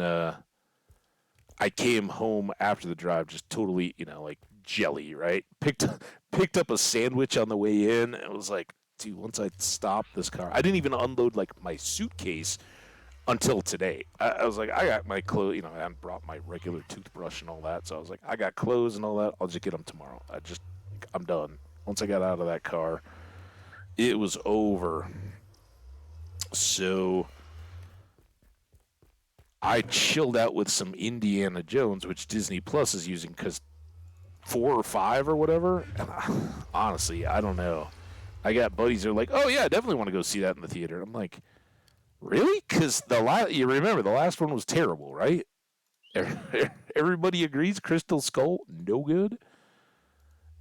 Why do we got to do that?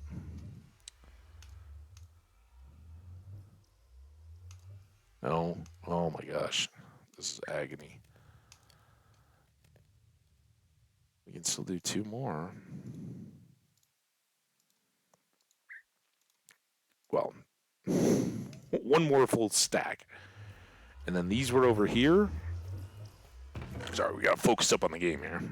We need 10 of these. So we might do it.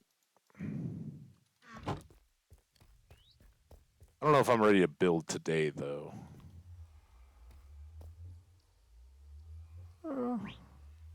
Yeah, we've been going 90 minutes. We'll see. You guys think? You want to work on the drown farm, or you want to work on something else?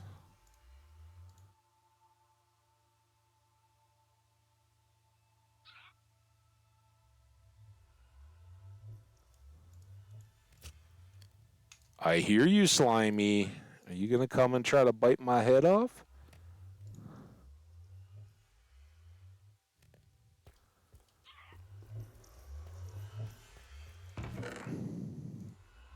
Oh, we're not quite there yet. All right.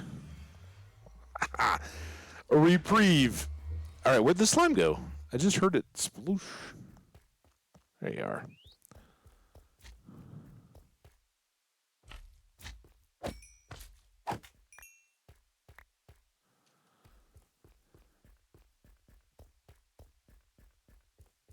My niece is all up on the Spider-Man stuff at the moment. She's really into the latest one. Said it was awesome. I don't know. It hadn't really hit me yet. The other part that I heard, I haven't watched any of them yet, so I can't really speak. But the Arnold Schwarzenegger Fubar series on Netflix, I'd heard terrible things about it when it first popped out, and oh my gosh, what are you doing in here? I've never seen one that far in before.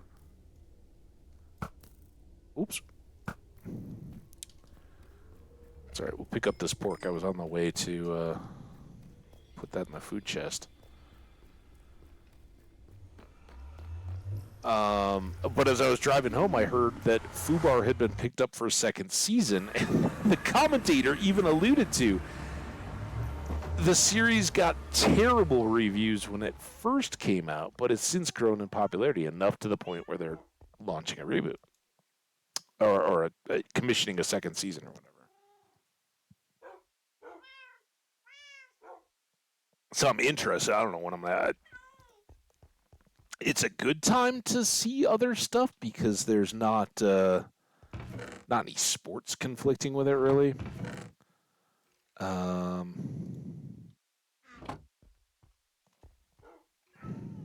But not so much.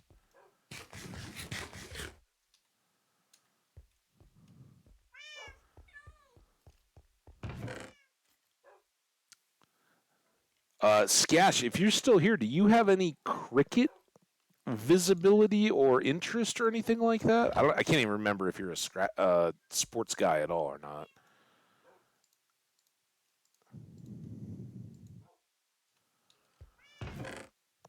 My dad was all up on some international cricket stuff, and I think maybe that was the Australia bit. Was it Australia that was playing the UK in like Manchester or something? I don't know. I kind of tuned out. I was like, yeah, okay, cricket. I'll get in on the football with my dad. Talk that, but cricket, that one's always been a bit of a stretch. Um,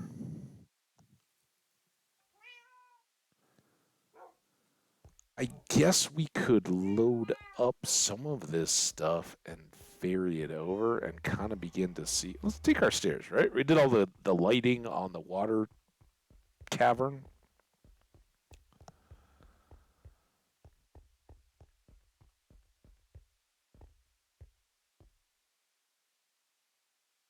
I think we want to get some of those switched out eventually. Get the even those visible ones to sea lanterns instead of the nether light glow lights or whatever they are. Anyway, while we switch this stuff out, I should mention tomorrow's stream gonna be early again. Like fairly early, like 7 a.m. ideally my time. So buckle up your seatbelts. I have to get this rental car returned, and it's kind of like a narrow window in there, and that's right in the middle of the day. It's very convenient when I get it for picking it up and having time to get it loaded and everything ready to go, finish any errands or anything, but not so much on the back end, especially with a Wednesday, because my hope is to go hang out with my friends tomorrow night. And trying to return the car and then come back and have a 4 hour stream and go see them. Too much. So I'm gonna basically try to get the streaming going early, have a blast, and like basically be the non-showered, like just throw on probably these clothes I'm wearing right now to take the car back, get home, and then I'll clean myself up and make myself presentable for the day. The other exciting news, I bought ingredients to make actual cabbage. That's right. I've got ham, carrots, celery, cabbage, obviously.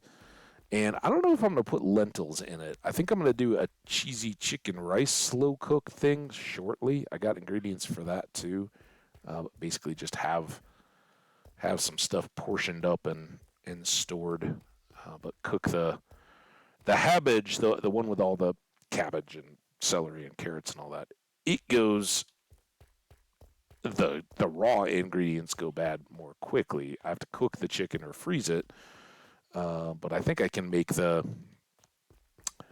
cabbage tomorrow, have it stored and ready and all that, and then get everything cleaned and processed. Still get the chicken cooked and freeze up. I got like a flat of chicken breasts ready to go. Some for the slow cooker and some for grilling because it is grilling time now. All right. We were talking about loading this stuff up and going over. I guess that's. Let's keep these. Let's use this. I don't remember which of these colors we had stuff placed into. We really only need. Well, we got these.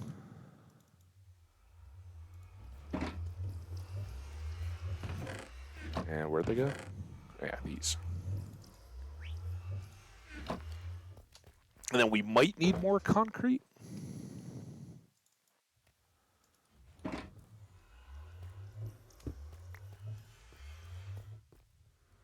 Take a look at that too. Try to get, even if we don't do the building, try to get up to speed on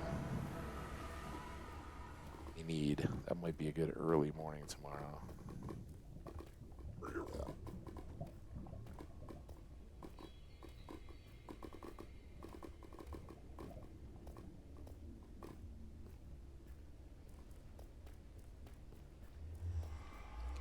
If you guys are hearing any noises, my neighbor's outside up on the deck, and he's got a bag, a heavy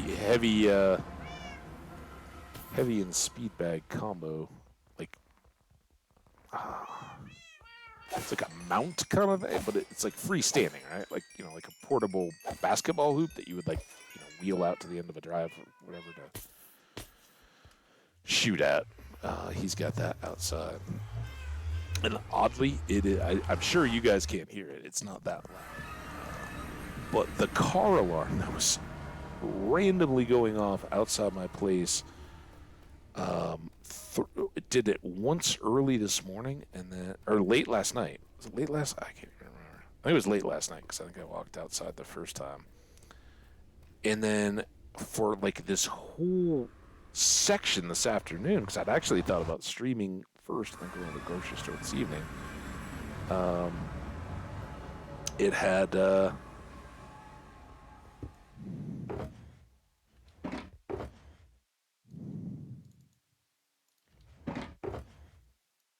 these bouts of like alarm honking, and the alarm would go, I don't know, maybe a minute, and then it would stop, but the lights would keep flashing after. That was a little annoying. But the first time I walked out, I was like, what's going on out here? Did we use up? Okay.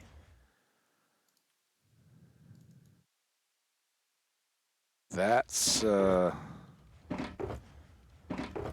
it's a bit of something.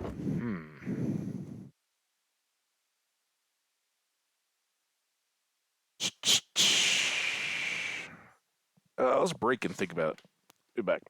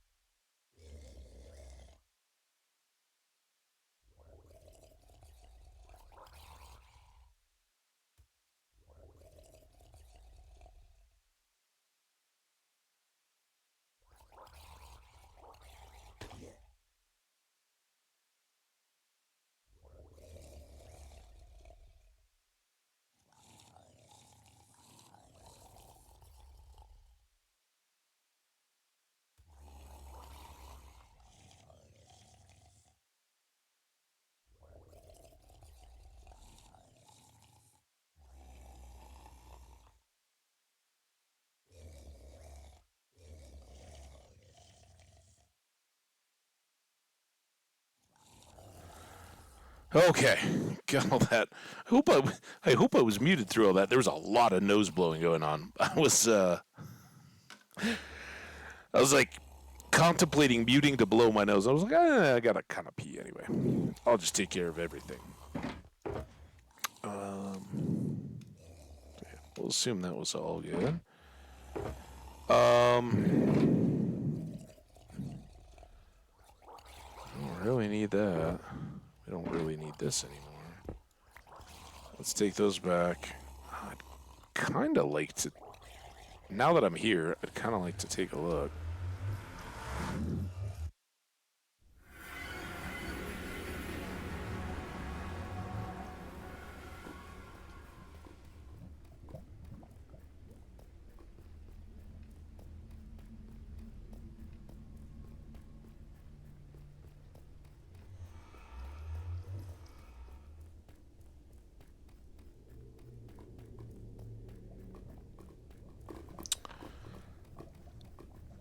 So I like this, but it has definitely produced more spawns in the area, right? Because we've now got all these spawnable blocks around here.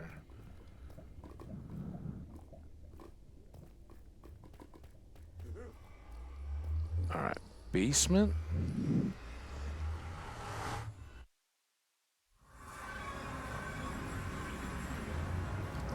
Let's go here. Put these away. I'll put one of them away. We might still need that.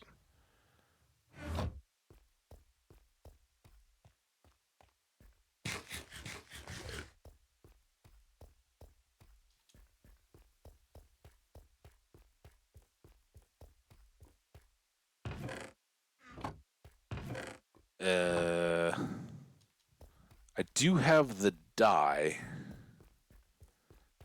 I know I have some sand. I don't know why I was thinking TNT is what I was thinking I need gravel.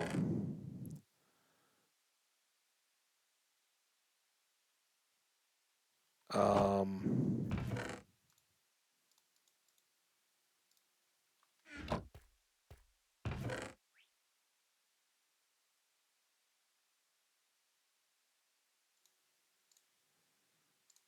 it kind of was begging to be done, wasn't it?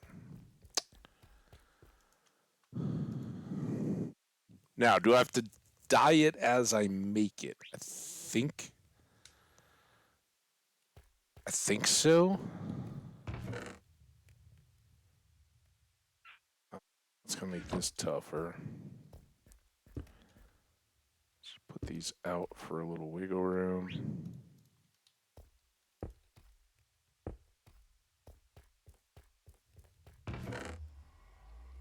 So if we do that, and then is it this? I'm not looking. Just trying to go off memory. And whoever it was it Tactical Slime that told us that we could probably leave these? I think you're kind of right. But while we're here, yeah, so they, as powder, they do fall, but we have such vertical stacks. Let's go give this a whirl.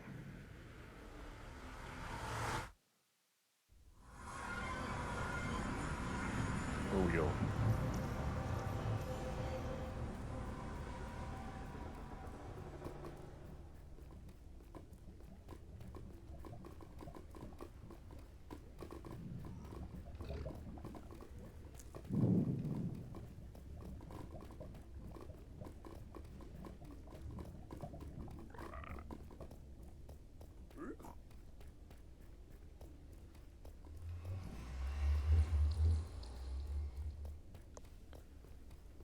Oh, I left all that stuff. God.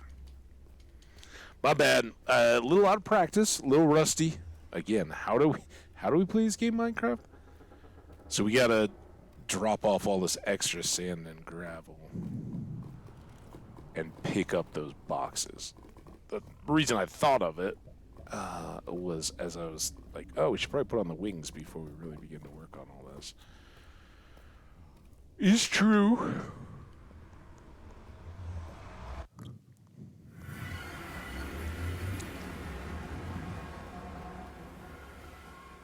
And more slimes. Oh.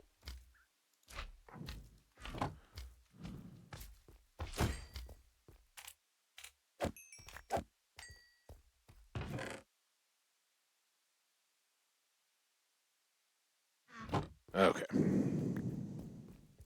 Now, internet points of the day for whenever it happens. I'm not saying it'll be today. When I go back to the slimes or the sand and forget that there's more sand in the second chest, if anybody is on the spot, like, hey, there you go, you get internet points. Spend them wherever you can convince somebody they're a thing.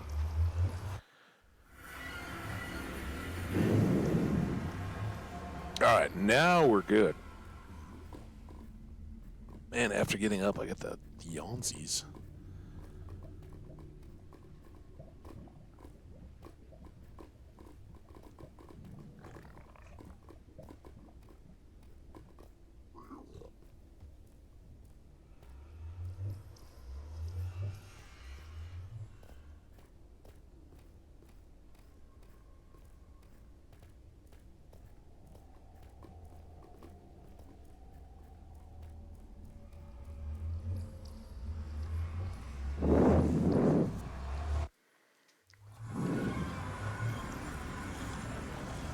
We do have some drowned accumulating too. That's kind of nice. All right, so black there. Let's get you there. Go back to there.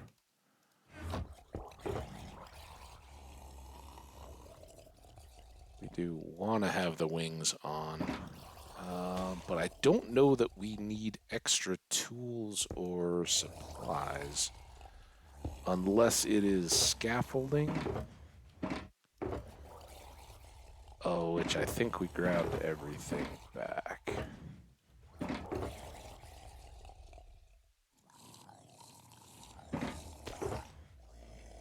Okay.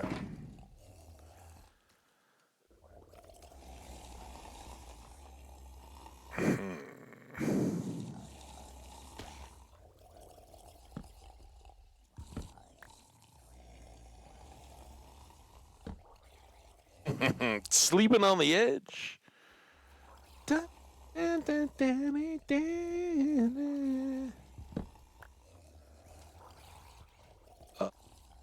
Before we despawn them accidentally.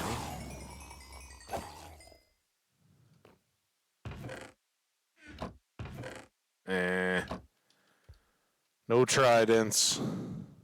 Someday we'll get a second. Second trident really helps us in the guardian temples, right? Because all those laserfish, the regular guardians, when you can be firing the second while the first is still loyaltying back to you. That's pretty good. I don't have any extra blocks, and of course I left everything out there.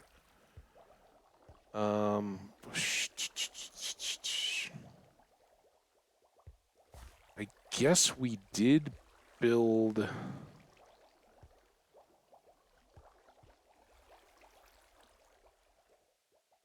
I didn't bring anything up here.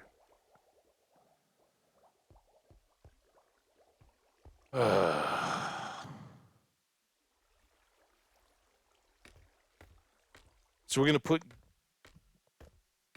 gray in the middle?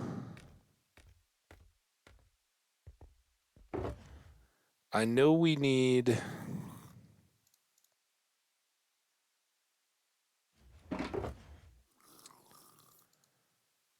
Let's see if we can do this far wall.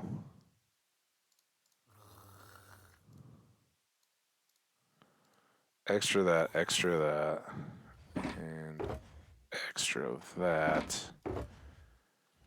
A stack of dirt.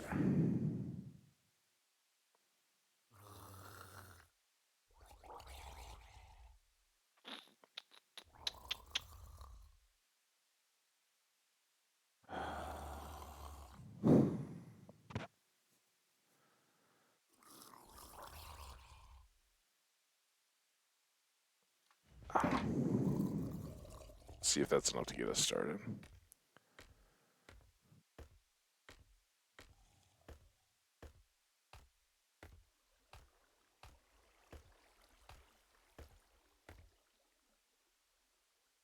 The first thing I want to do out here is get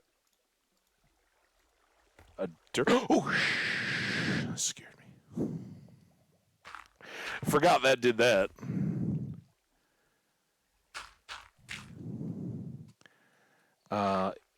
Assuming that we're going to have to break a lot of those as we refigure out the placing strategy. To make sure that they line up the same and everything. I want to have a big catch area. And then next, to make sure that we're doing it right. So we had gray in the middle on the side. Should we go around the sides? Maybe. Maybe that's a good thing.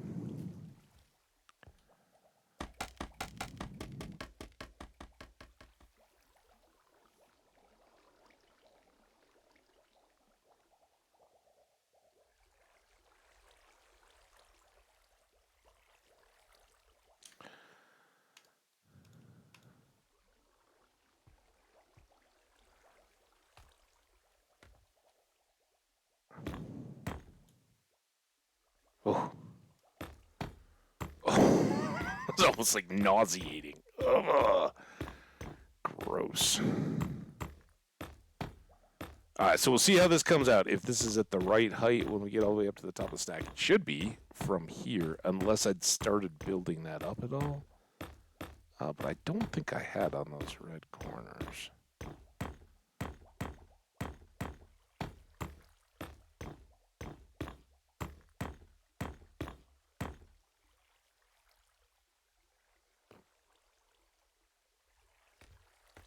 Okay, got that. All good, all good.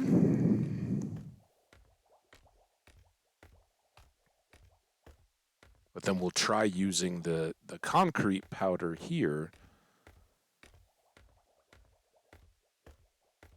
because we're going to be filling it all in with water anyway, right?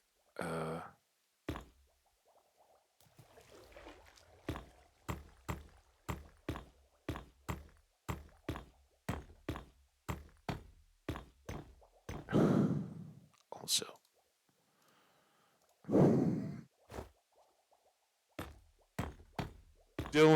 don't have your wings in your pocket when you really need them. And this corner is probably the worst because it's the one that is connected closely to the island.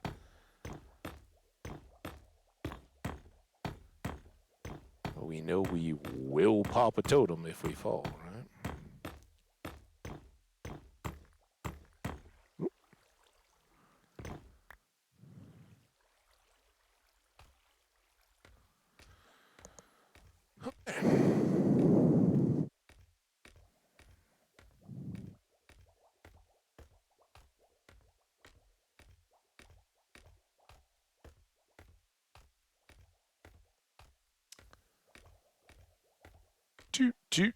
Do. So here we go. I think we can maybe get this this bit.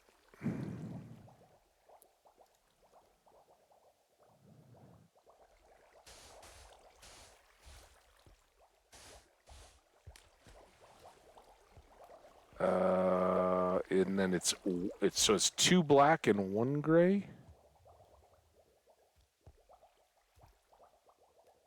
Yep.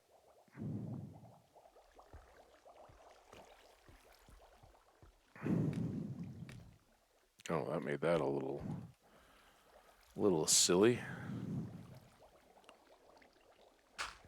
There.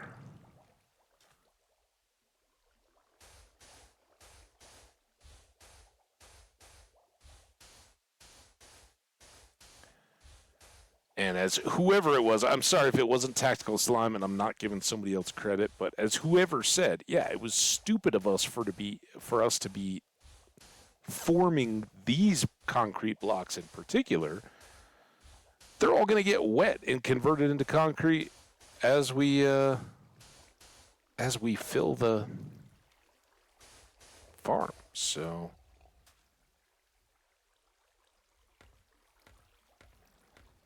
no big deal there, right?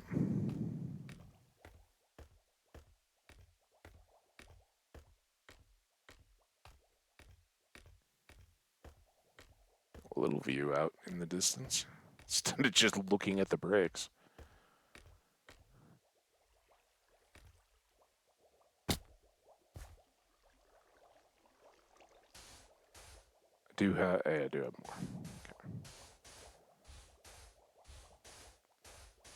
And while this may not be operating at full potential, it should have a chance to be still spawning while we're going, right? We want the 28 block barrier, right? Because anything 28 blocks around us won't spawn. But when we're at the top, there's a lot more than 28 blocks down. And when we're at the bottom, same thing can be said for the top. So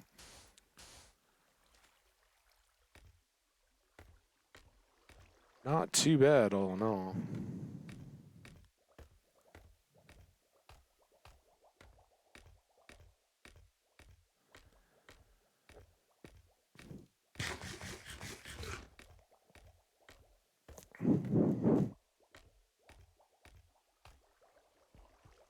Okay.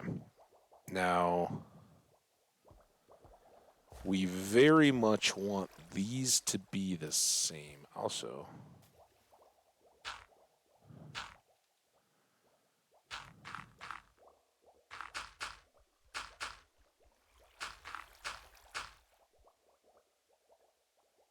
I guess we can just do this anyway.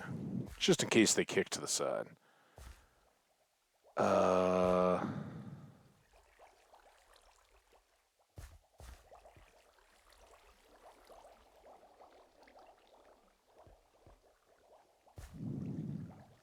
don't even know what we're going for. Circles in outside.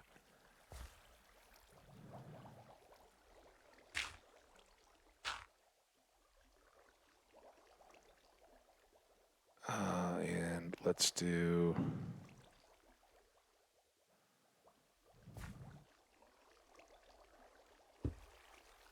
Okay. One of our answers. We'll get this figured, and then... Oh, is it here? No. So it must be...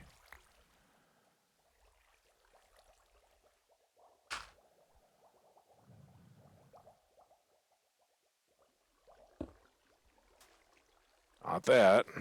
That's going to be the one above. Okay, so then it's this. Dang it. This one? Okay, we'll figure it out.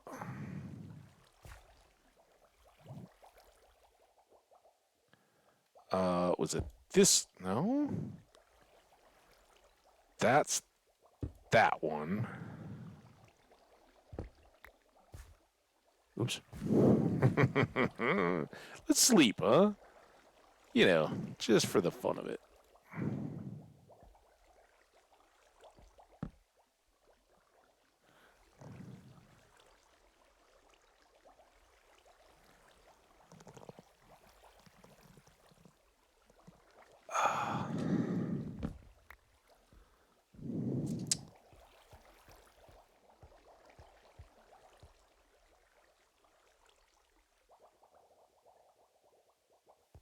That doesn't look right.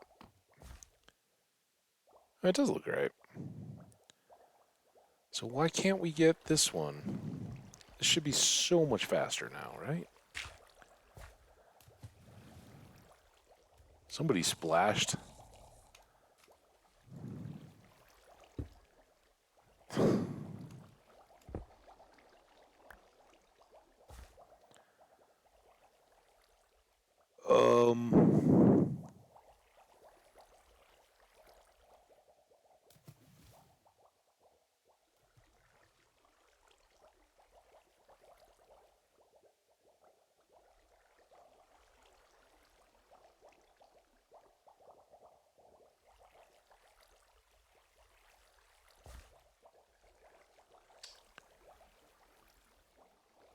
About like that.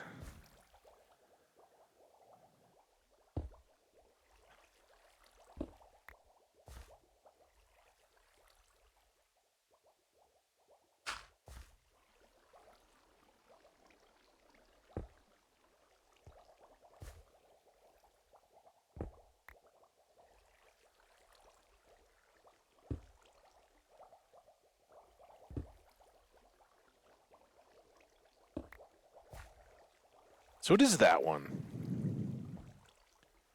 That one from this side. That one from this side. And then we already had this somewhere, right? Is that... No?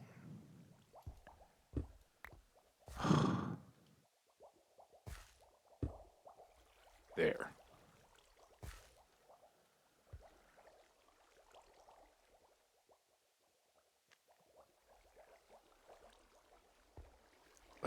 I think...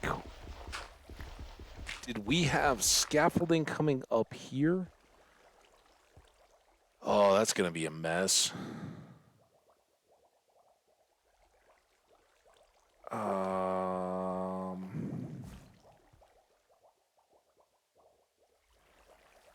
got black on this side.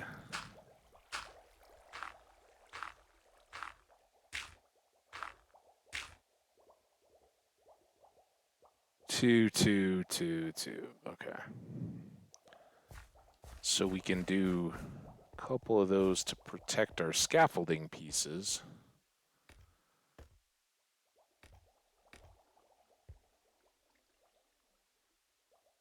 Or we could if we had enough.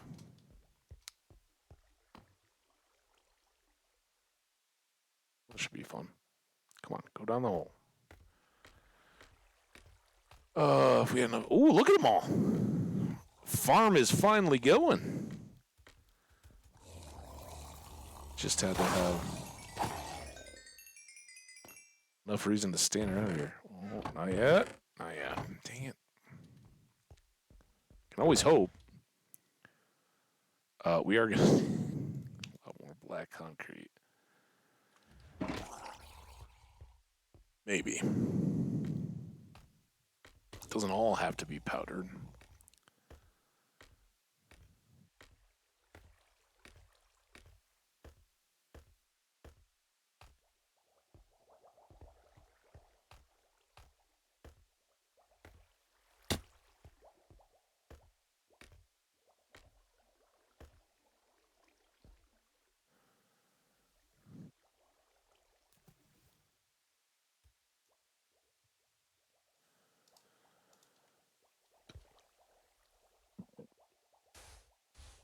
Excuse me.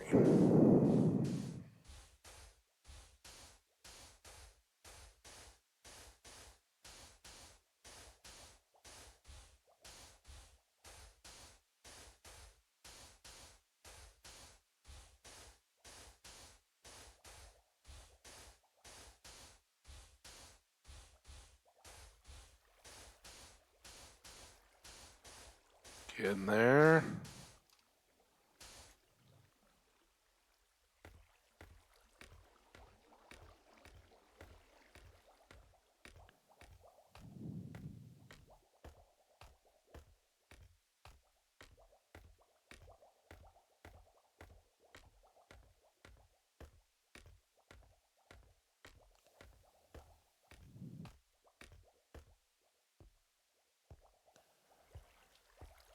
Uh,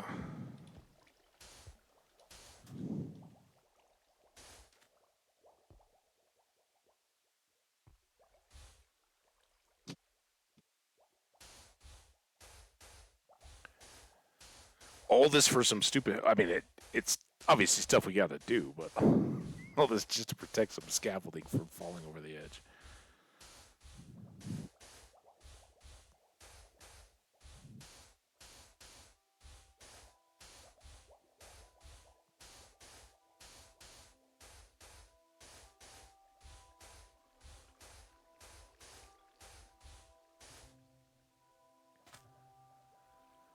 Okay.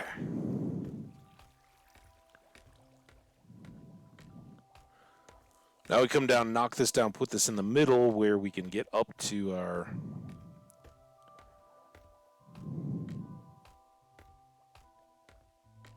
stuff, right?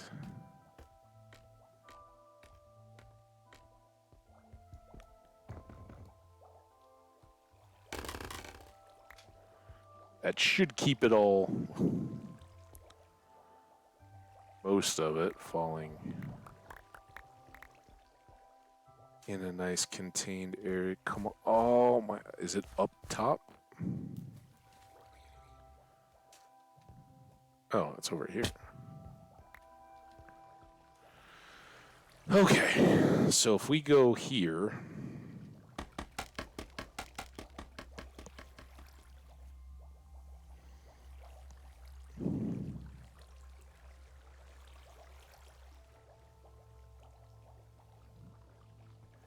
then got access to go up and down if we run out of supplies or anything like that. We got the spaces to put the blocks that we can then eventually break.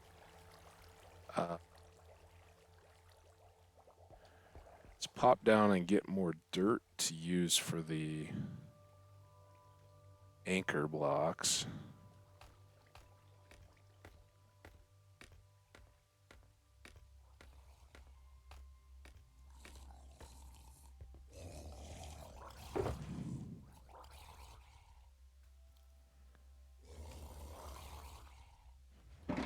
these we can dump.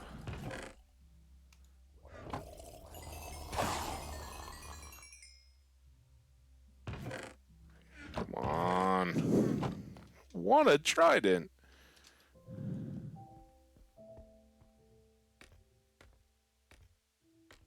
Make sure I'm in the middle here.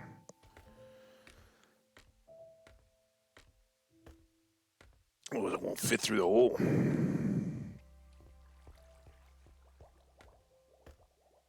All right.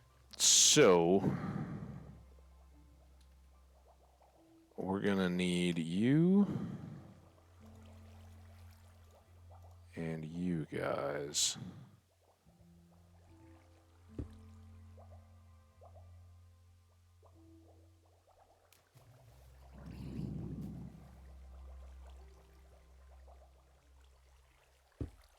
There.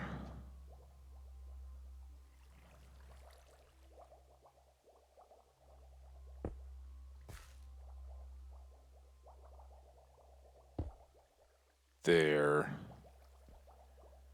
And then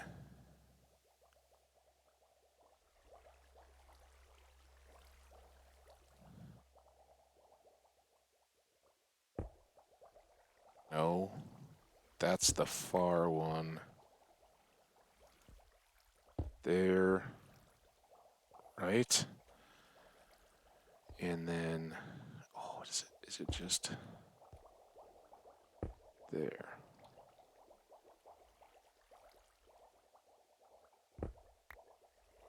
Where did this one go now? Oh, this is the one we got to be out here on, right?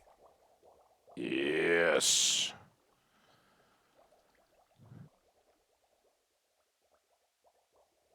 There.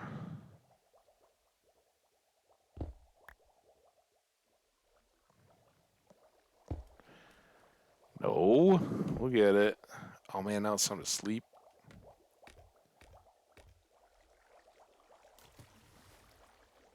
I like those splashes. Sound of money. All right, let's have it be nighttime then.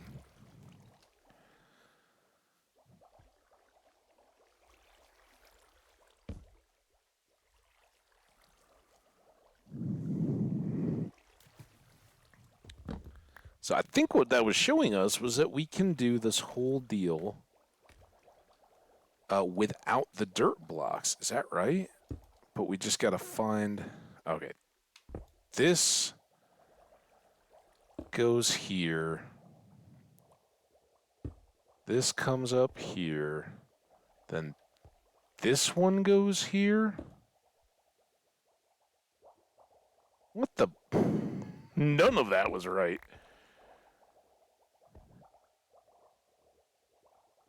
I thought...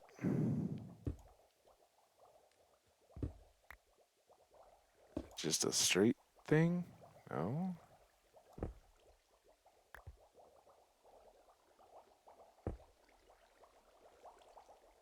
That's right.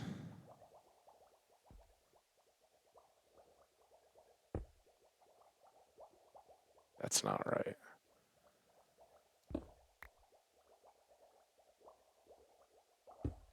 That's right. That's right. That's right. And then... There.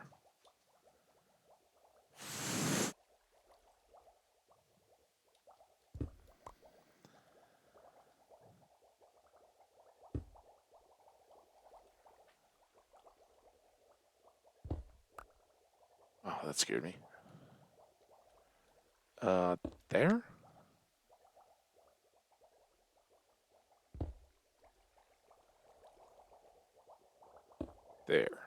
There it is.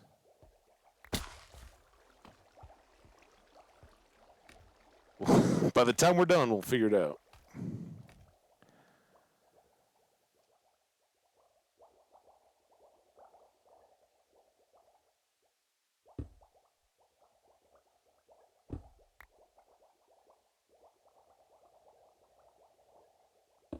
That.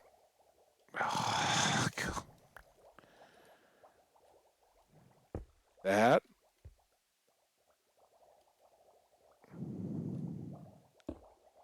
that.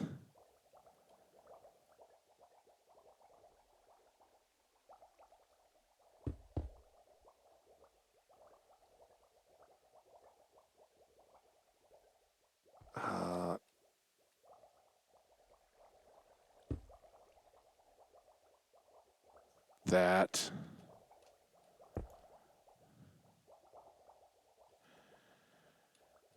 That. That.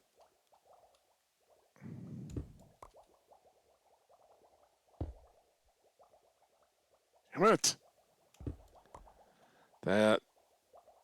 That. That.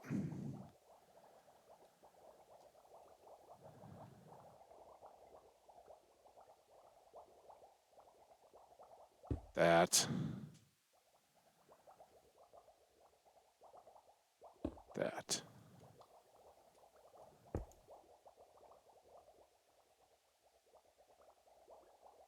That. That.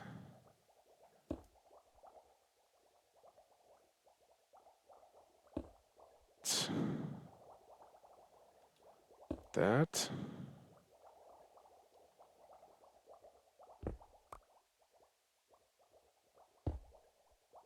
That.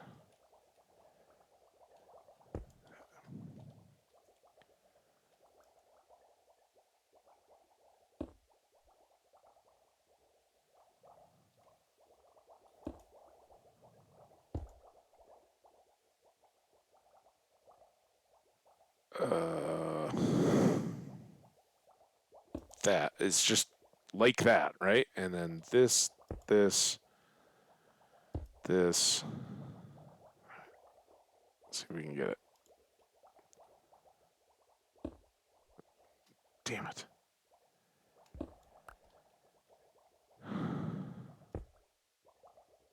Damn it.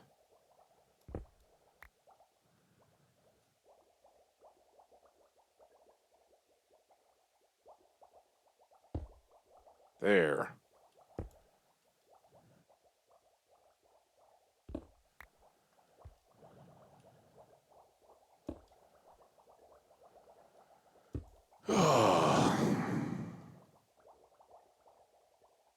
There. There. There.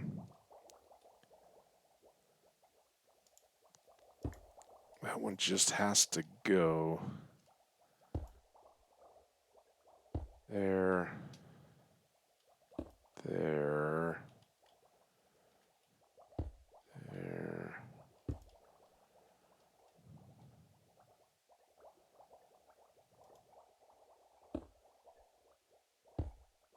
Oh.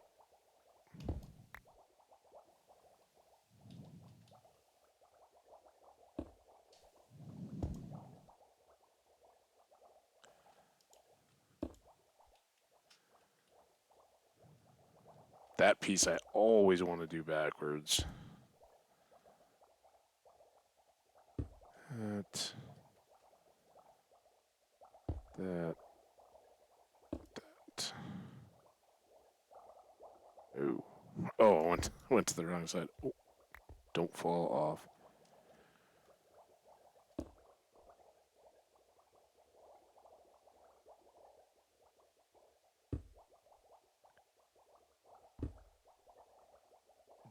Don't like how tight this little spot is to get this one to go.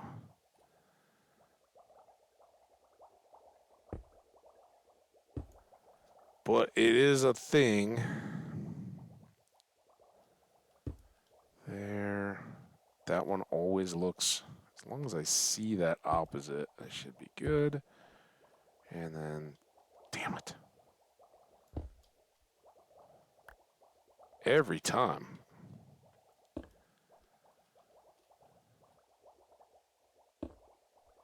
Got it. Up. There. There. Those two are good. There.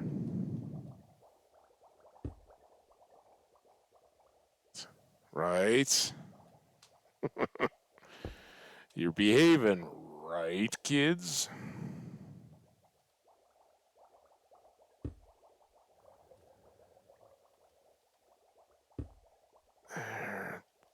There. There. There.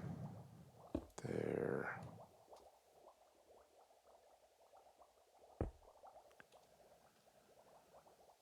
Up. Down. Gray.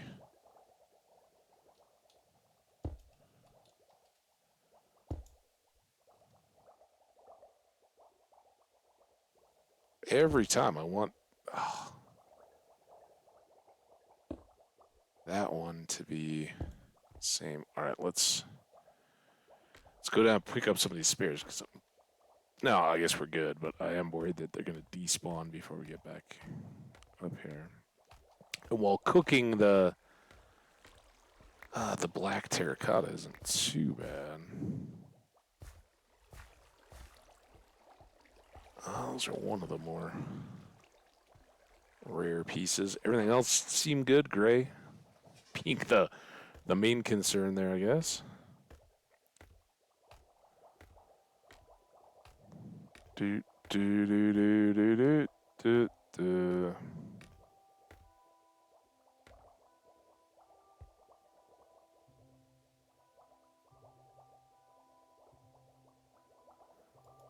Come on.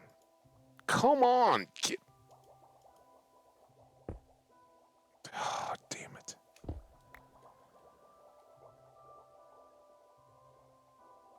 I don't know why that has to be so difficult. And there, there, there, there, there. I guess I could make this a lot easier on myself if I started hanging blocks out, but time is sadly kind of passed for that. If I start now, I want to be taking a big dive.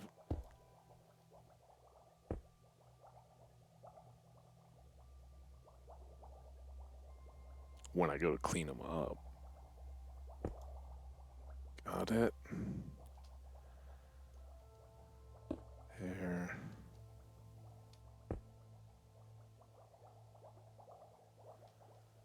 There. It's like a little dance, but if you can't tell, I'm not much of a dancer. So I think the analogy is very apt.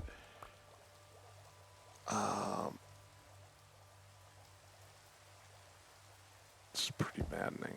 There we go. Up. Gray.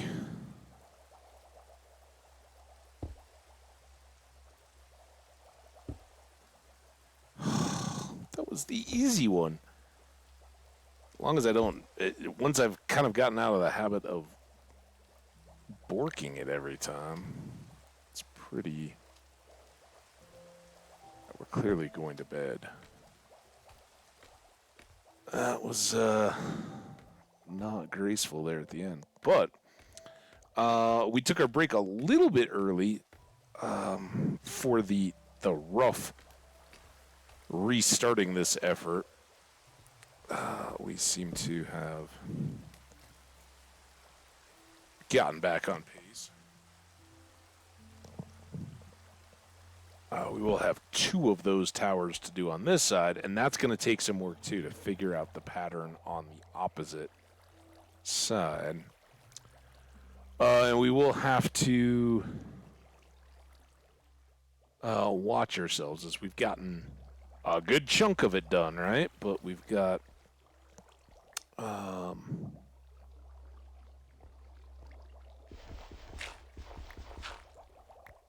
Did I mess that up? Oh my god. Oh my... Oh, it's cool because they're 2...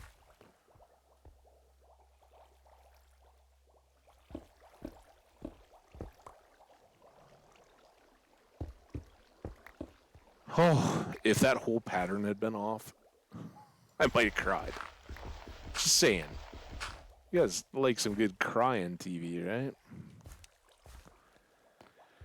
Do do do do do do do do. So, I mean, just 2 black, 2 gray. It's 4 from the top. We'll just try to kind of keep an eye on it, I guess. See what our count is once we're up there.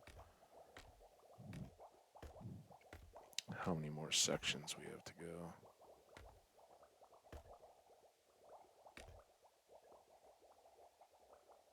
1, 2, 3, 4, 5, 6, 7, 8. Plenty more, I think, is the answer. All right. Don't troll me. See, like, if I end up getting turned too much, then it all goes a bit silly. There.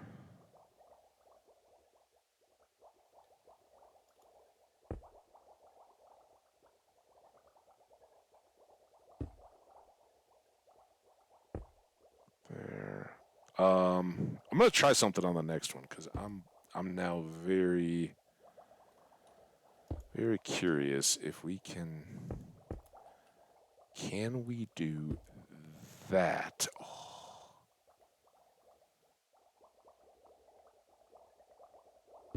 And then it's just that.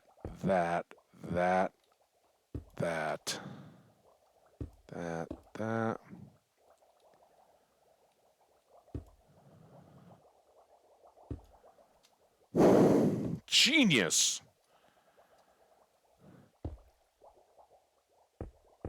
I would have maybe come up with that someday, right?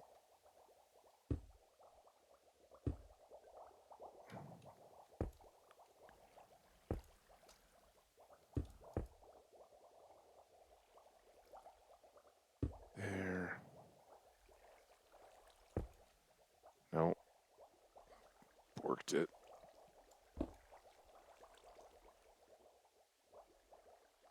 Up. Oh, not out. Ah. I don't think we're getting that one back. There. There. There. There. There. There. There. It's still good, right? Kind of been just cruising now.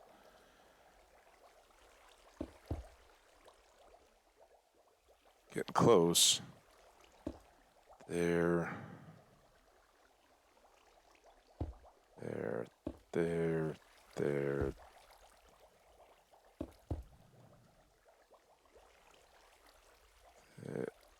There. Oh, damn it.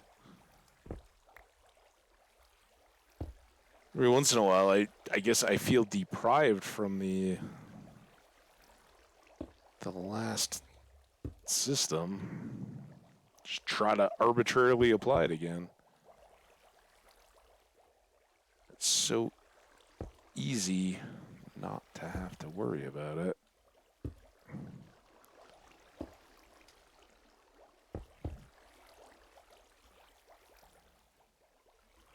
Well, it was so easy.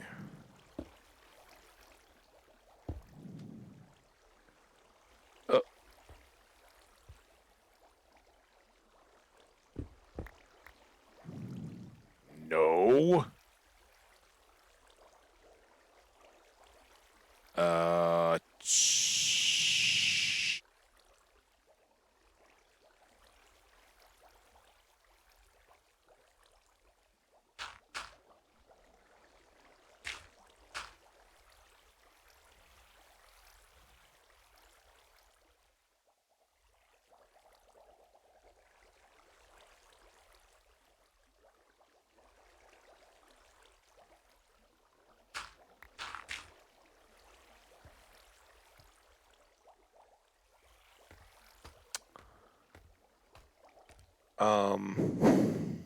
What's going on?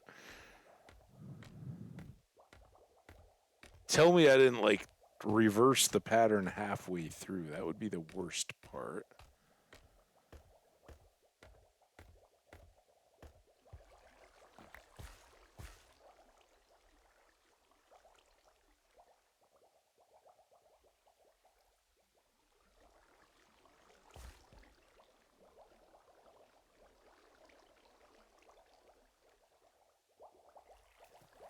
Two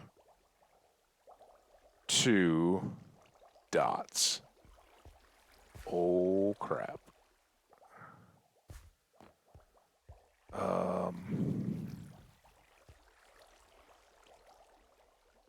Sucks, but there it is.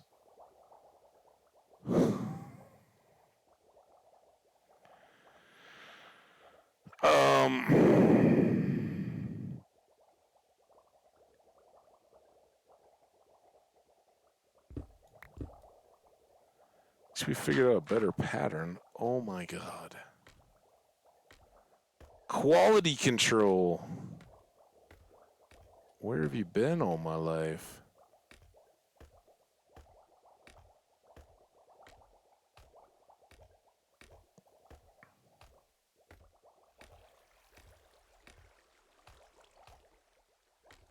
But with our new system,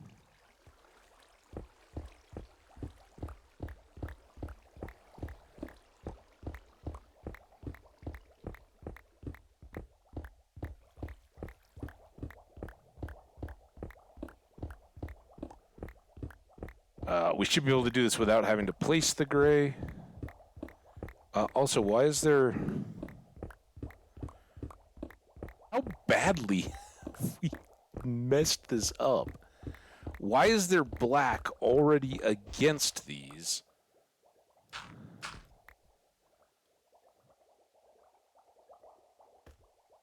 Oh. That was not in the corner. Did I do two blacks when I should have done a gray? Closer. Two.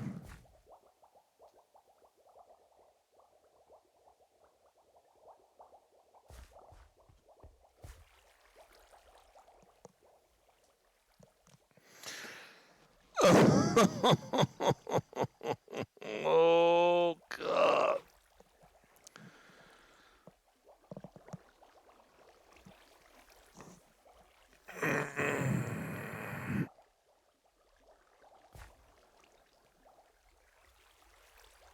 Wait, maybe... No, because it is two. It's a single on the outer edge. Damn it. These have all got to go.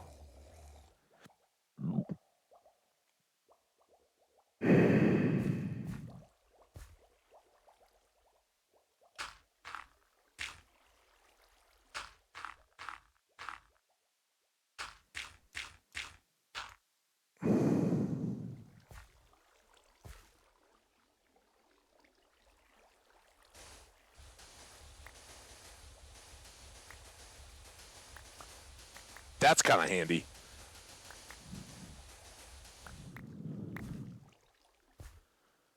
My shovel didn't even get too wrecked. How, 38? Let's get the inside stuff.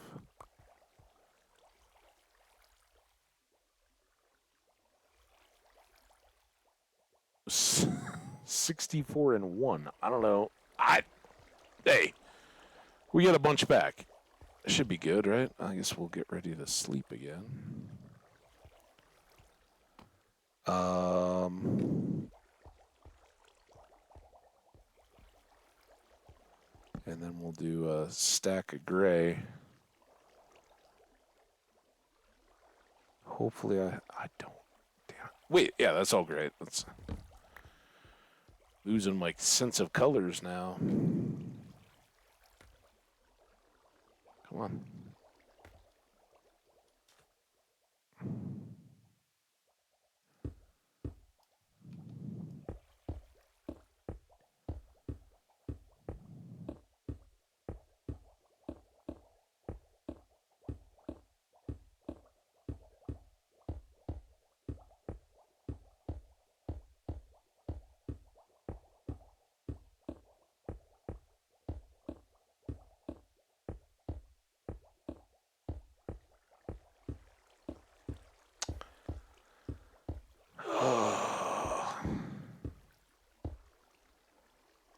Okay.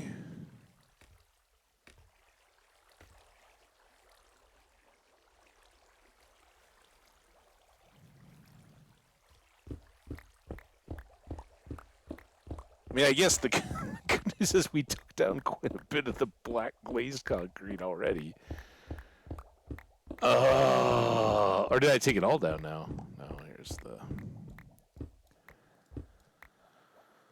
here's the waypoint.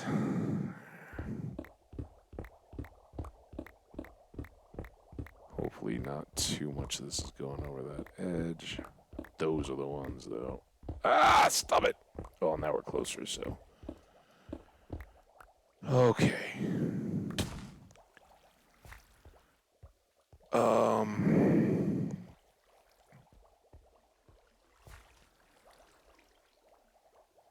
So that can be a double. This one now needs to come down.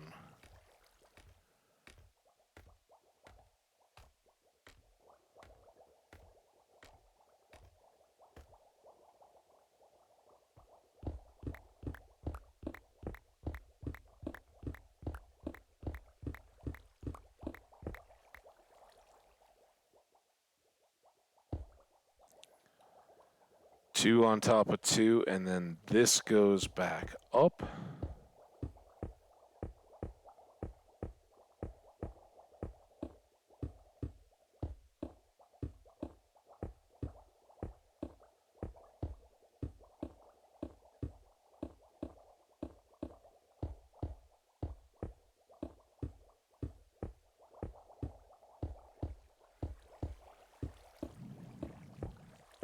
And we'll go incorrectly high here.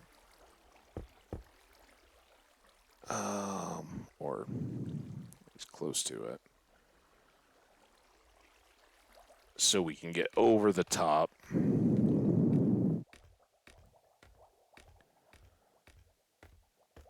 At least it came this way, and we just happened to build the scaffolding on this side.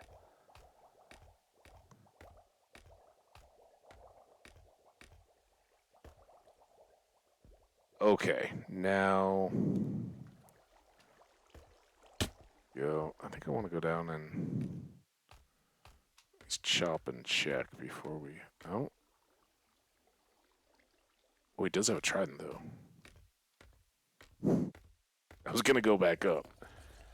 Kind of expected more of your friends. Eh? Wah wah. All right. Oh, well, we'll be well practiced at least. I still think we can. Oh, this is what. Oh, I don't know how it let me through there. That's what we should be doing down low. Getting centered. Okay, everybody remember the pattern? 'Cause I think if we go here, here, here, no, no, no, no. Let's not have a half. I think it's just that, that, that, that, that, that, that, that.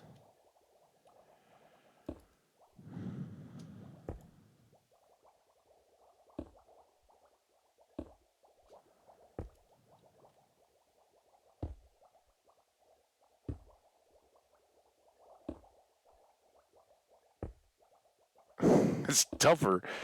It's so much easier, but it is tougher from a mousing perspective because you keep sliding out of your alignment.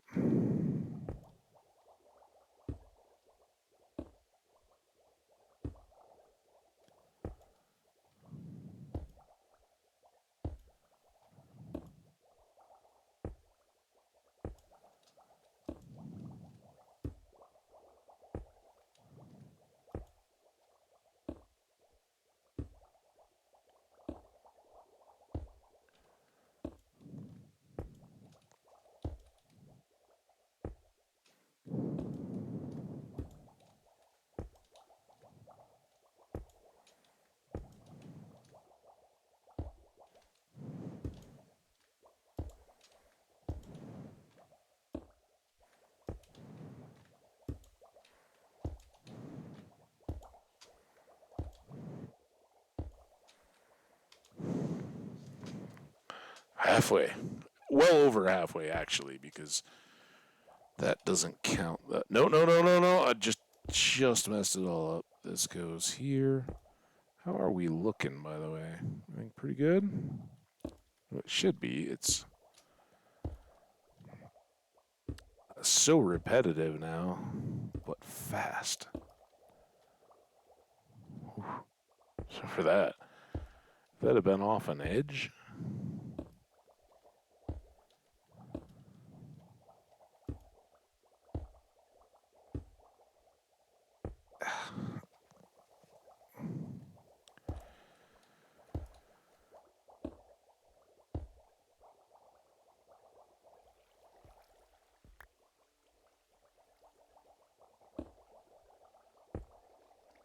That was a mishit cue there that made that one fall out. Then too strange or not, well, I guess that worked.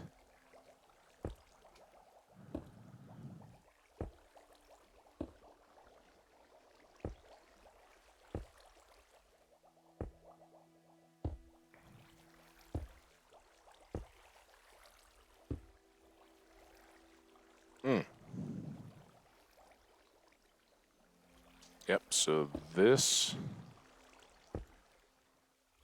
that should finish it, because then those two go, so if we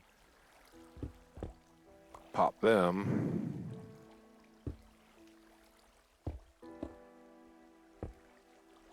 and then this comes, oh yeah, that comes off. Oh, we got all this to deal with too. This could be fun. Should we do it the safe way or the hopefully not get killed way? Let's eat. I think I'm gonna go with the hope to not get killed way. And I think I'm gonna use my wings for it. So if you all... Oh man, is it one more over? Wait, where was the... It's way down. Alright, we won't deal with that then. I don't have any red bricks. But this is the...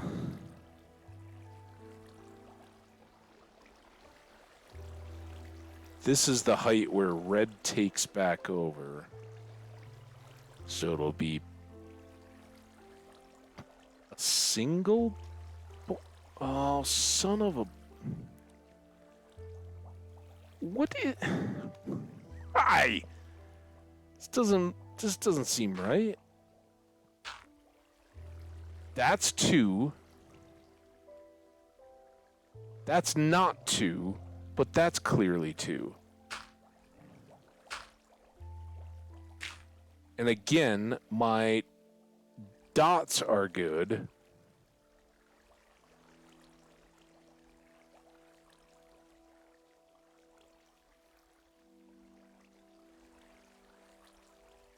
I gotta see it. How did that even happen? Oh my gosh. All right. You guys go back to producing. We'll sleep up here if we can.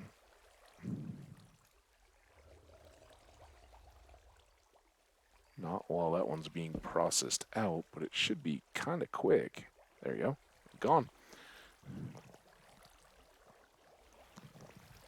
They just get pushed to that edge and go. All right. This sucks. Damn it. Stop it. No idea how far we've got to go. You guys see that half circle yet?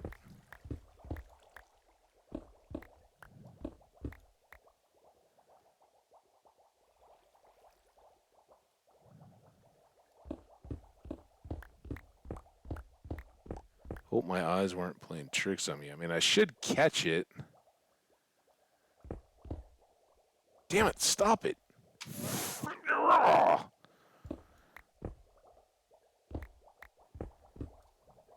Right there. All right. So this is up. Before we make any more assumptions, though, I think we should circle, circle, circle, circle, circle, circle. Good, good. Half circle. Okay, and that one should be the half circle-y side. Oh, I don't know how. No idea how that got off pace, unless that was like where we slept and I came back and just started all gung ho.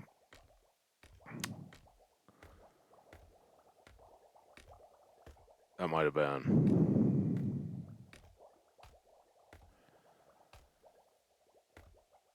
All right, so this is not right. See where our problem was. There. There. Oh, we're good.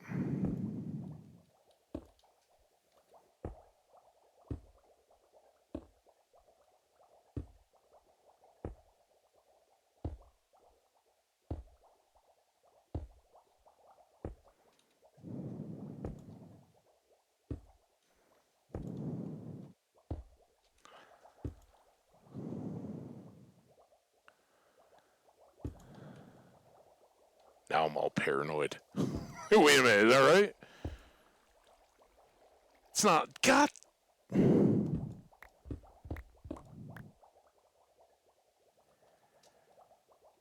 Gotta be on this side. There. There. There. How do I end up not on cycle here?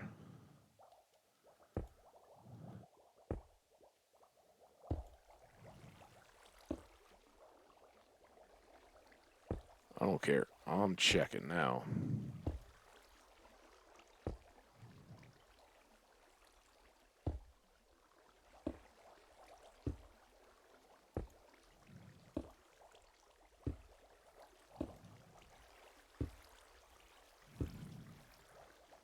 Ooh.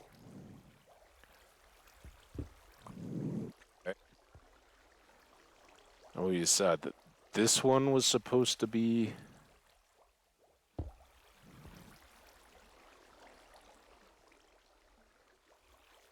That's supposed to be black concrete powder.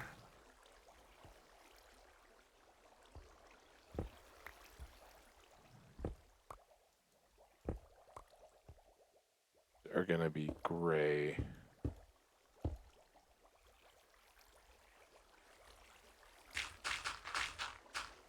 Sleeping pad is done.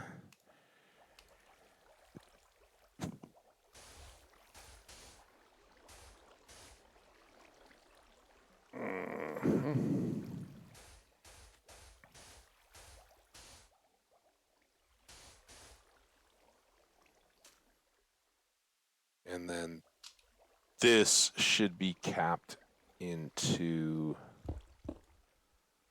Glad those fell inside. Like that. All right. And then this stuff just needs red brick. Oh, which I do have. Oh, nice. Maybe we can do this whole quick top bit.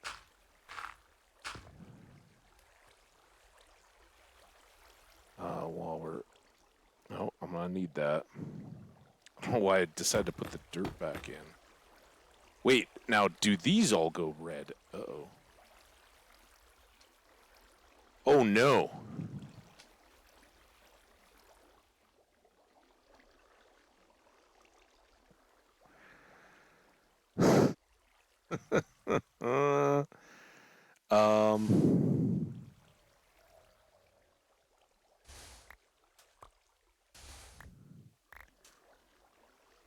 So those two layers are red.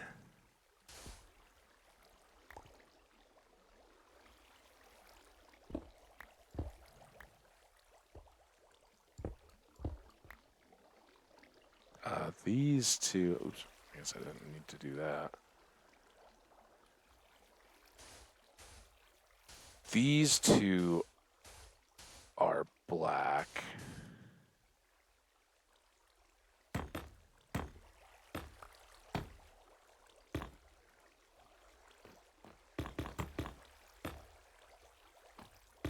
There. Good grief.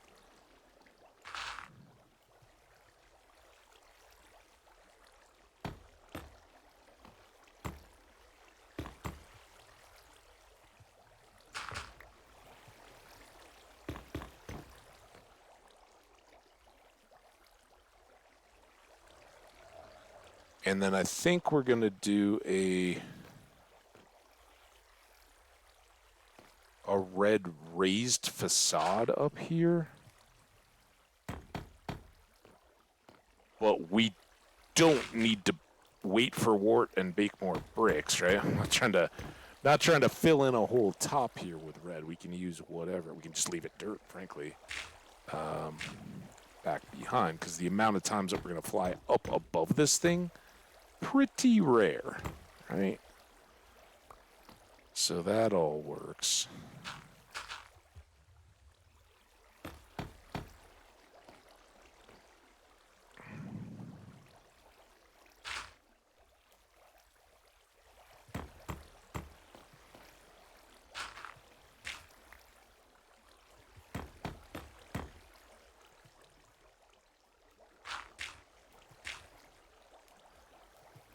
This side's gonna have a little bit more to do.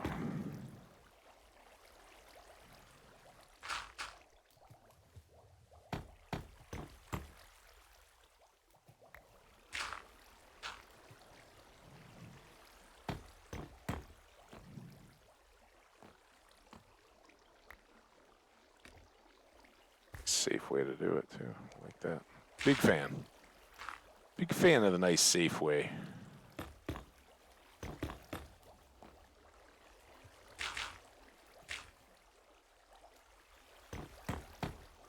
Oh, please.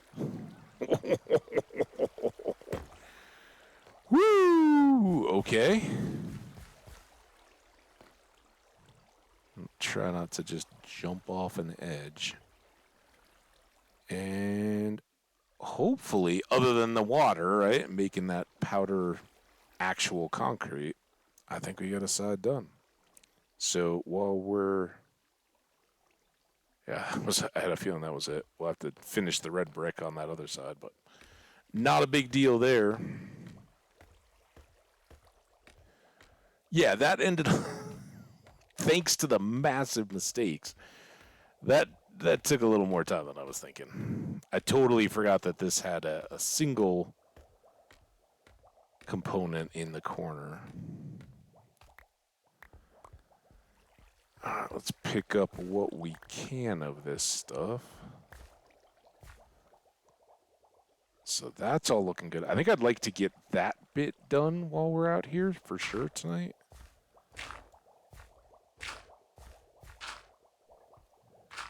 Oh, I could have walked right back off that edge. I didn't. I think we'll keep this all going for a minute.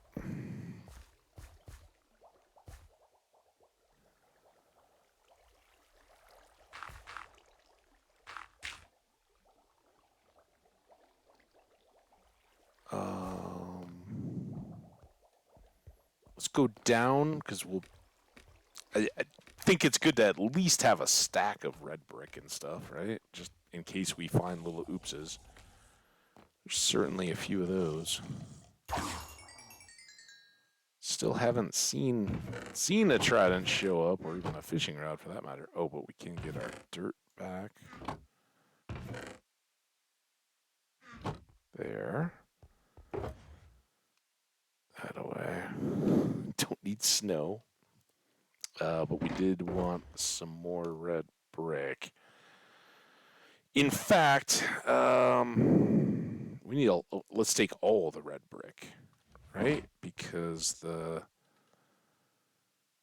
next ones we do are gonna be the two edges that we didn't have any red bricks to finish up, and then when we do those, probably the next move will be the corner, and then we'll be pretty close, right? If we can, yeah, we got 4 stacks. We have 5, but that should give us enough to do the 2 short stacks that are going to be those dirt sides, and then the 2 corner pieces on this edge, and that, other than the top, should be good to go, right? So we'll be a little bit short, but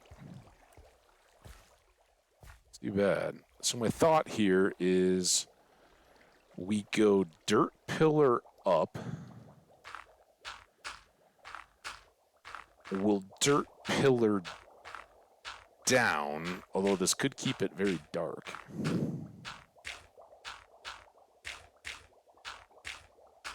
don't really think about that bit. This could put us in a bit more danger. Maybe switch out to apples as a starting point. I don't know if we would rebound off the dirt behind. If they tried it, if they could hit us, which is not a guarantee, on the way down.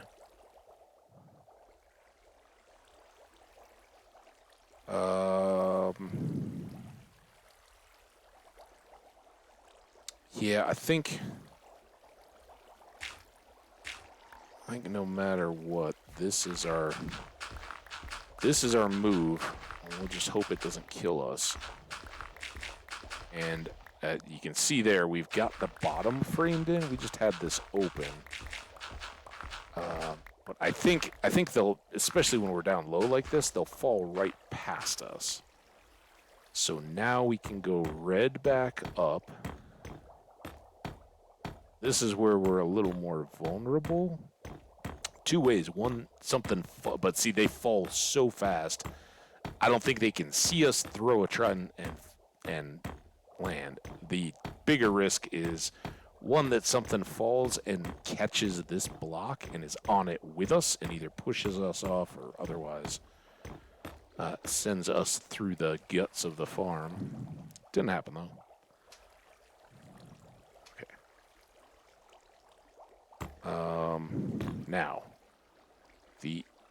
this is a little... Yeah, I think we can go for a ways, but the real fear here is we go right through the bottom of the dirt. All right, there's the dirt and into the flow mechanism, and then we're down at the bottom of the trap, right? Full of our best friends and people that bear grudges.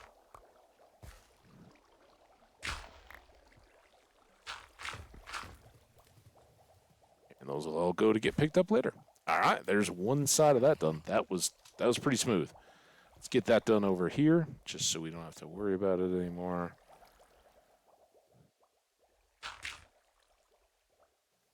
I'm not going to worry about it. It worked out fine, didn't it?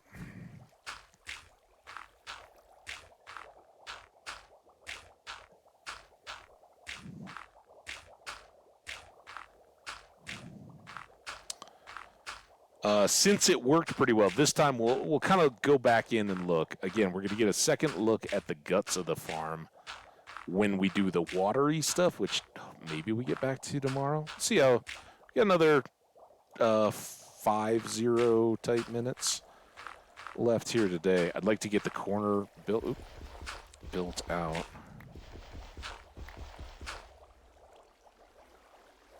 So we've been up above, right? We've got traps, and you can see at the moment the water's all flowing this way off the ledge. Eventually, we're going to have this side as well, and they're going to flow together into the middle here, be held up by the trapdoors, and everything will just get pushed to the center and drop through. It's a pretty good mechanism, I think, for dealing with them. So all this column of water, and this is the done side, they can spawn anywhere in there and bubble their way up to the top. Flowing water takes them back in, and gravity takes them down to more water, which catches them gently and then drops them down to where I've been harvesting them at the bottom. It's not blown us away by its productivity by any means, but as far as an AFK farm goes, your rivers get your best benefit, and then the thing to do would be to spend more time looking for even larger areas so that these columns could get even wider. And in the YouTube-only tow world, I built a big nether brick structure farm. Different mechanism altogether. I didn't like the mechanism part, but it had a lot more spawnable area for the mobs. And if you implemented this kind of a mechanism across a large area like that, this could get really good indeed, I think. We're not going to do that. I hope this will, with a little RNG and two sides running, we'll get a steady enough supply that eventually we'll get another couple tridents, primarily to have one as a spare, but also while we're working in temples to be able to throw that second trident while the first is coming back to you. Can speed it up when you're trying to clear out late in the effort, clear out all the guardians that have filled in around. Anyway, and the ones that are like flopping around, you miss a lot. Just speeds it up. So 3-4 of those, pretty good. We don't want to go beyond our snow, and I really didn't give us much of a landing area here, did I? I had great faith in my own skills. All right. Those are back to good. We're going to have 14 extra. So I think next up, now that we have one awesome, beautiful side, the next plan will be to do that corner and probably fill in this side as well.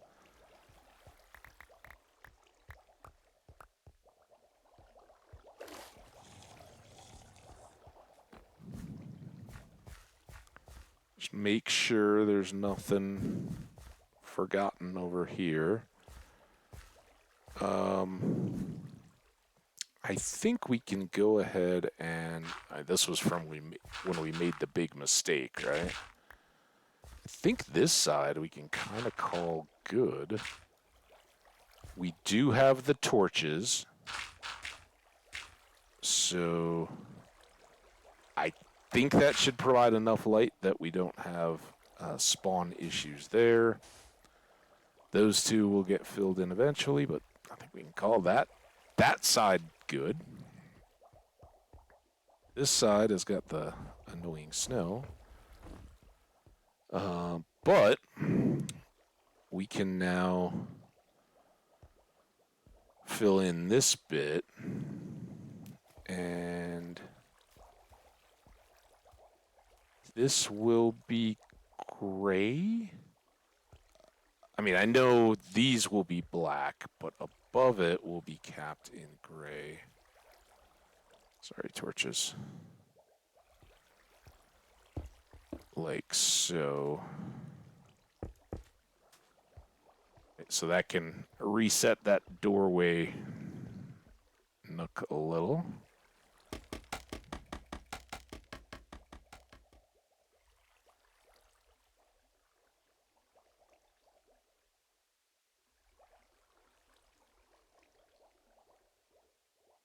And then our no 14 here. That's right.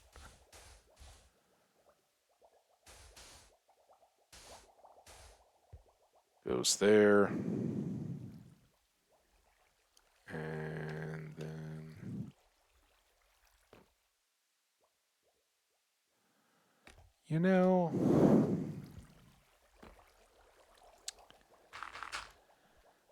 we shouldn't have any really issues with the red bricks in particular. They're just going to go up and good, but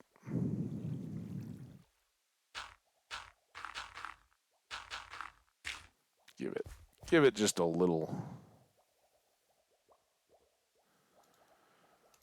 safe margin. Do I have it? Let's put a torch there too.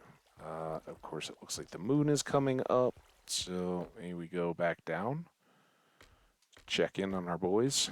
Oh, look at them all.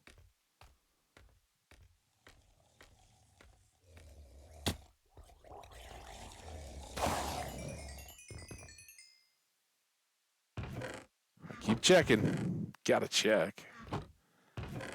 Gotta hope. Come on, guys. Ooh, look at all this dirt.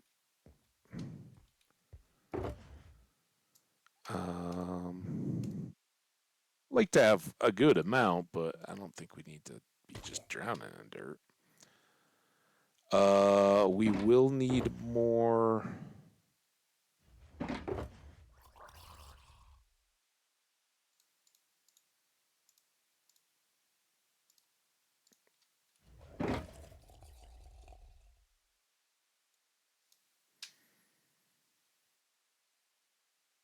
I think that sets us up pretty decent to get going.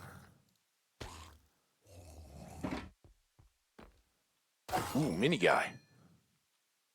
I saw that one fall with a trident pointing at us. I was hoping. No luck, though. Ooh, look. Oh. All right.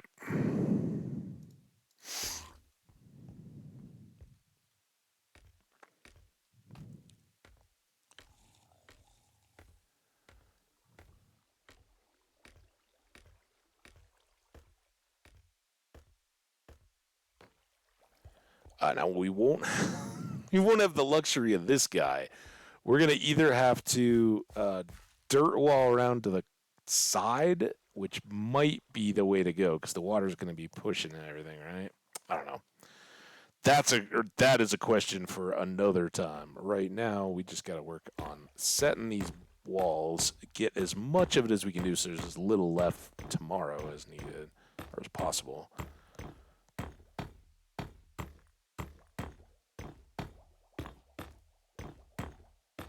And looking down at that glazed that's down below us, I think that was the initial sample, right? And we were realizing that vertical was different than horizontal. But I really like how it all came out. I'm good with it. It's frustrating at times, but that's good. That means you get to the end and you're like, I'm glad I did that. Like I had to work for it. I will certainly not look at these in my own or any other build and go, "Oh yeah, that was just total cake." Especially if you had to figure out how to place them, right? If it was shown to you, or there's something out there that just makes that more obvious. I don't know. Maybe that's just not a gift that I have. Like, oh yeah, it makes total sense to me how these rotate around, but I still don't really have a spatial. It's very much trial and error as to how to get that, but I love that it's a repeatable back and forth process to get them actually set, and I think that will make this next stretch pretty good. What was I? Oh, that's all from the efforts of darkening everything.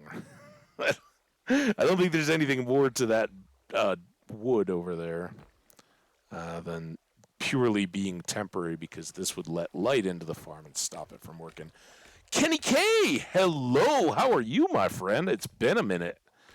Glad to see you. Welcome, welcome, welcome. You made it just in time for more Drowned Farm work. I kind of got going. It's been entertaining if you like watching me realize after the fact that I have totally derped. Then you're going to love this. All right. Now, this is where we got into trouble last time. Let's just put all the gray across anyway. But this is the single This is actually a double. It's kind of hidden from us by the dirt, but there's 2 black, 1 black column there. Right here. So let's get more powder. Oh, no, you gotta go up higher. If you're gonna make the jump with gravity, you gotta do that. All right. So now this one goes all the way up. And we do have these. When we get up to the very top, I can try to remind myself that there's going to be a red cap on top. How you been? Kenny K, what do you got going on? Great having you.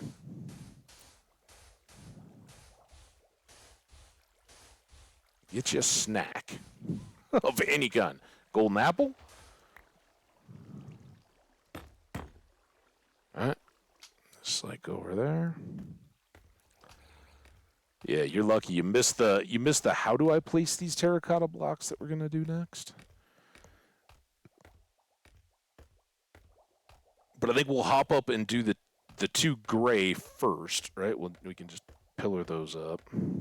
Actually, what I should do, let's do these 2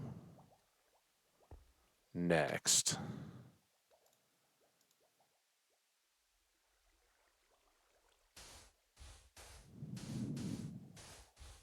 And then we'll take down the scaffolding, and not that I don't think we really, well, we need to get back down again, don't we? We could probably leave it there, though. Just make a little staircase up. And then assuming we don't, I think I do want to move it, right? Because we're going to get some nights. Doing good. Just got off work, and me and my friends are going to start playing Minecraft again. Nice. Have you played it all since 120 rolled? Or will it be new to you for that? That's cool, though. Glad you just got off work. Hope it was a good day. Oh, too many.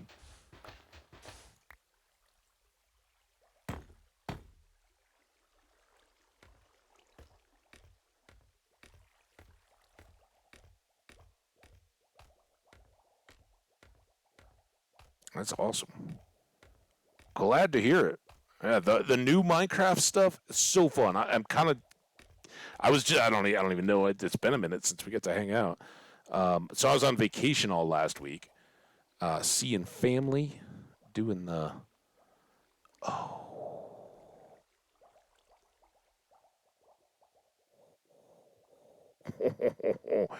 I don't think I can place this block before this whole thing comes back down, can I?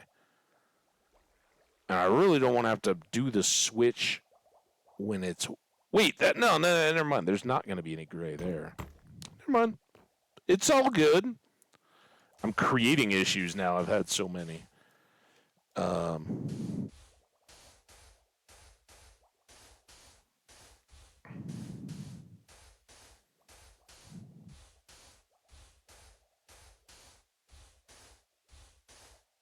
Do.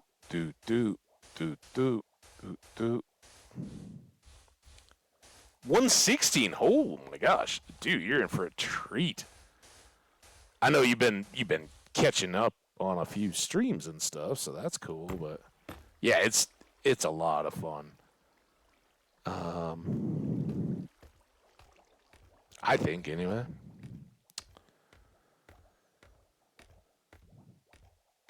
And then on this side, I think we've got glazed terracotta, gray glazed terracotta, right?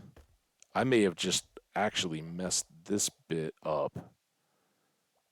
Yeah, that side we were still figuring out, but on the other side of the farm,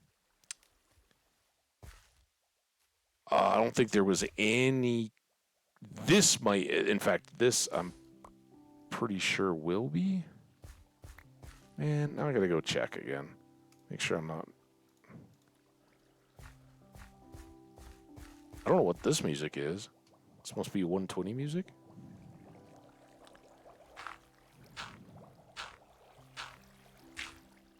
It's very soothing. I kind of dig it. I'm sure it'll get old, like all of them. Yeah, Okay, so we just go across with glazed and then gray up the middle. All right. Let's leave that for reference for now. We can always clean it up.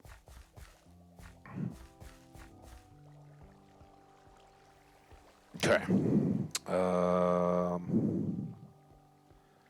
So then, as final confirmation, we put these up before we knew anything about glazed, and I'm probably getting a little ahead of myself to even worry about that yet. Let's get the project we know we have done.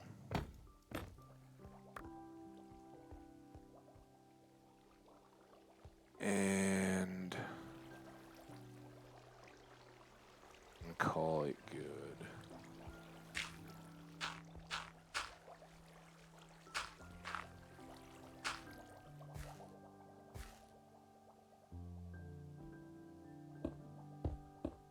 Thanks, man. I appreciate that. These little circles with that's black glazed terracotta is the little patterny block, right? And figuring out the orientation to set those. The two middle ones here are going to be that block. It took me so long, and I've screwed it up so many times. But it's kind of cool. I always wanted to use that red brick. I've said for a number of worlds, and that's nether wart and nether brick, like the little individual bricks, not the fortress bricks combined. And then, so I'd always wanted to use this one, and I discovered that as we were making our trading hall, one of the villagers offered me that block in a trade, and I was like, oh my gosh, that's awesome. Well, we needed way more than we could really get out of the trade, so we just glazed a bunch of black terracotta. But I think it looks pretty cool if you can figure out setting the pattern, then it's pretty good. All right, let's sleep before we get into trouble.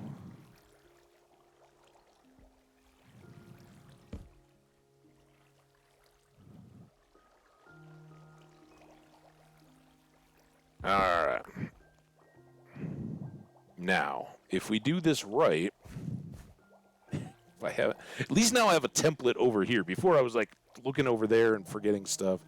So we've got, I know these look really gray. It's the same as this stuff. It's just not been wetted yet. So that's just gray concrete or black concrete powder. It will turn much darker once it gets wet. And this gray has already been wetted. So I've got 1, 1, 1, 1, 1, 1, but there's the thing that screwed me up. There's another black border out here. But as long as we're not running out of gray, this should work well. Because we'll just go up and make the little bridge across, or we can come back down on the scaffolding right behind me, actually. Except the wood and all, I don't know that it's real accessible at the top. Oh, man, it is. So tomorrow we'll probably finish this one up. It's going to be good to have it done. And then we'll just hope that the production is enough to at least get us. Ooh, is this going to get? Nope. Dangerous or messy. All right, 2 powders. And I can go up. In fact, this will work because we'll want to put the powder in on top. All right. So now we can come back down. And the glazed, we'll use the powder in between, but I think we do want to put the move the scat. Well, I guess we could break those red bricks once we get up there. Let's do that because I don't want to move the whole scaffolding and all. It's going to take too long. Do I have 2 full stacks? I do. All right, so now we got to figure the pattern, or which side to start. Oh, look at that. Right? Boom. And then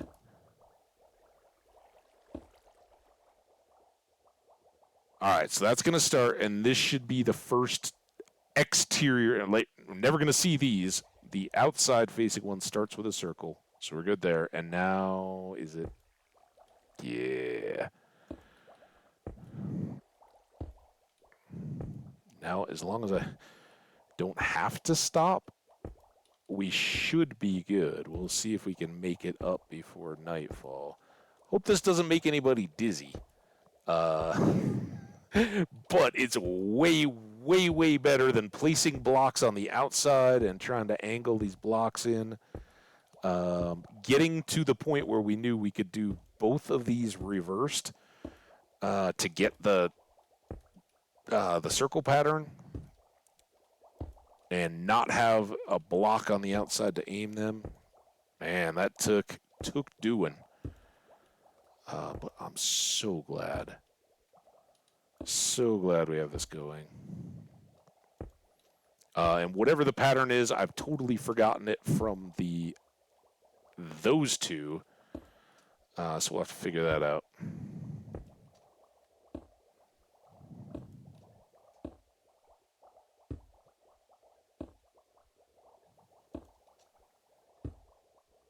And anybody remember all the gotchas from the other day?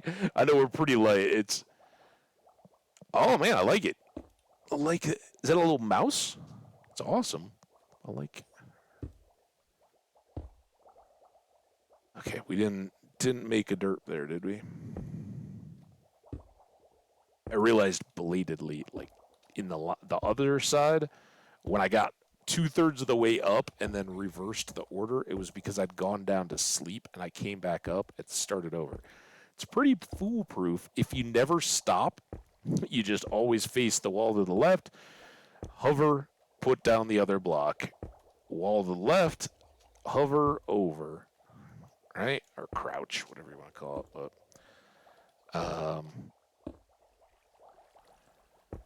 yeah, it's really easy to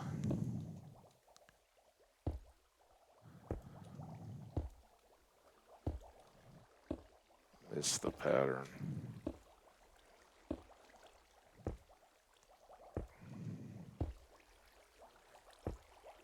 So summer getting good. Days are long.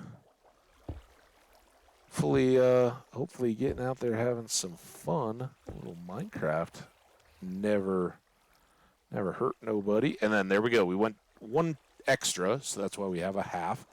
And that's a good quality check. I need those. So we end on a block, and then we're going to go, or on a circle, the top of a circle. 1, 2. Break our way out of this. Powder.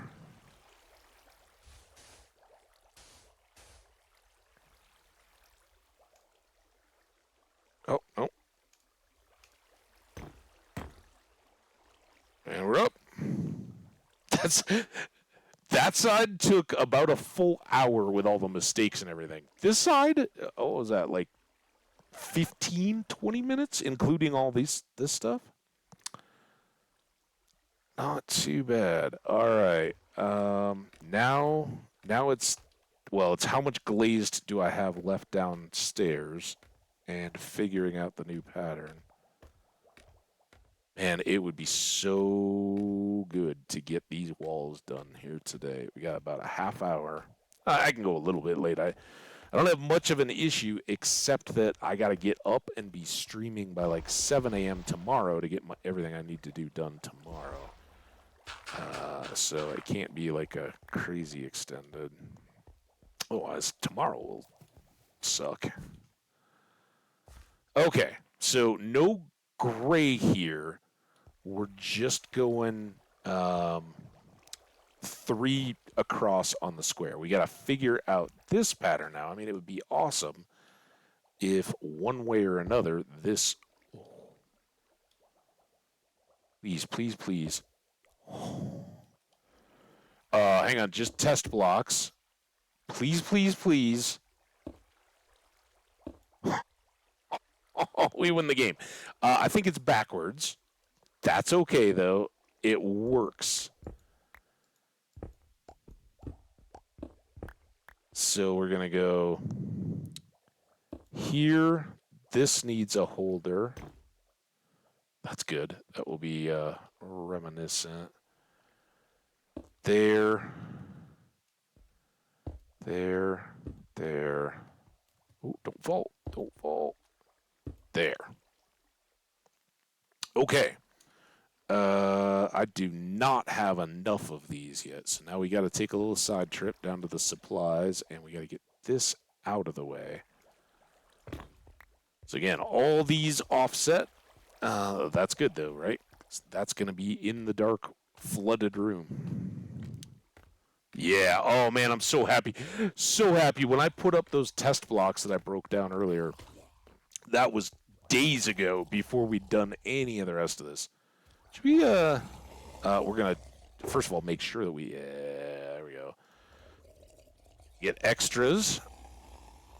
We have no more red. So that's all we got, but the corners are done. That's basically to frame out the top of this side and then put the roof flashing on later. We won't do that until we're done with all the flooding and stuff tomorrow. Yeah, let's not carry around a sod block. I honestly, I think we're going to be pretty smooth sailing either way.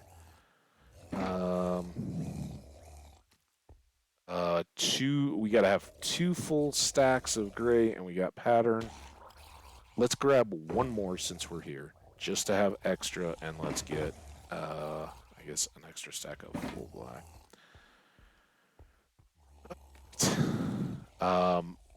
Yeah, so I was working the concrete factory. You make the powder, you can dye the powder, sand and concrete, or sand and gravel to make concrete powder, and then you can dye it however you want. Oh, we haven't finished this yet, have we? So I was doing all that, but then I was taking the water to God damn it. To the lake outside my base, or the ocean or bay or whatever, and wetting it and then breaking the concrete blocks. Guys, like, one of my viewers was like, dude, just use the powder. The only gotcha there is that the powder will fall like sand, but much quicker. Okay. That's all good. It's about sleepy time, and we're down here, which is fantastic.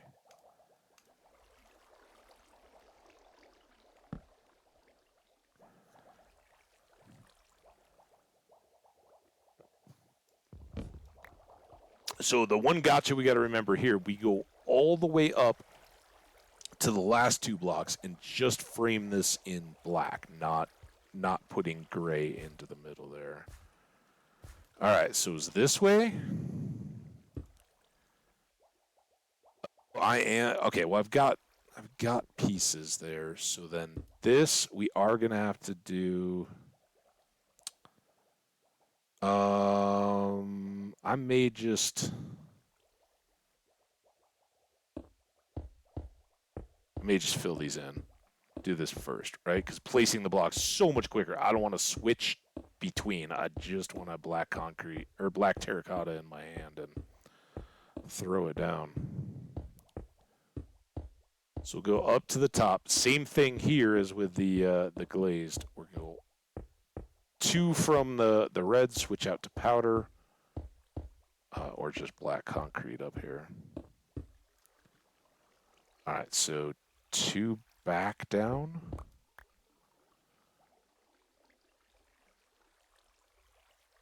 And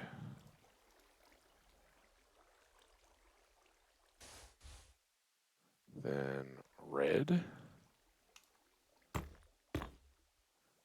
And then temporary red, which we'll have to replace to get back down again, or get out. But now we're set to throw the glazed. Switch that back out. The dangerous-y bit wasn't too dangerous. Had to fill some missing tiles on the outer edges of the drop chute. And I was worried that the Trident guys were going to throw Tridents at me as they went down, but they didn't. Or they didn't have Tridents.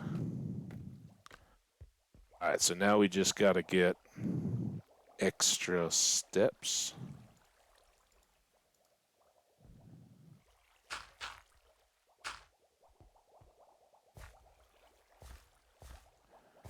And make sure that the blocks start the right way.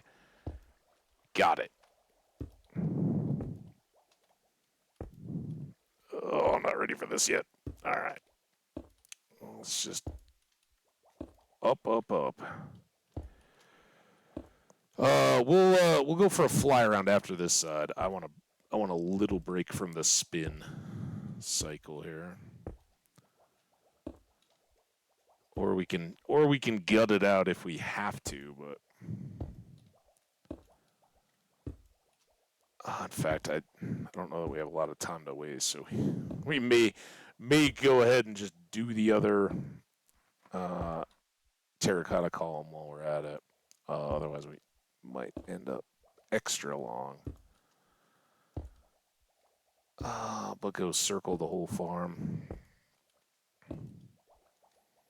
Other than the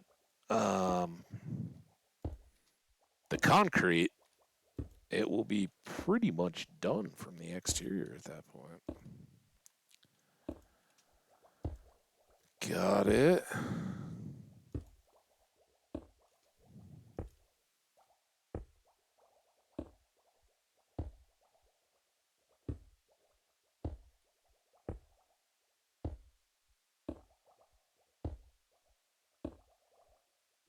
Spin.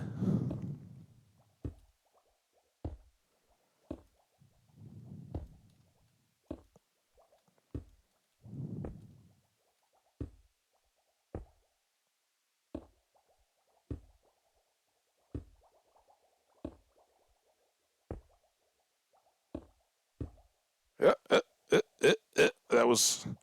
You spin too much, the mouse pad doesn't like it, the desk doesn't like it, your wrist and body don't like it. We're getting there, but it's a big climb.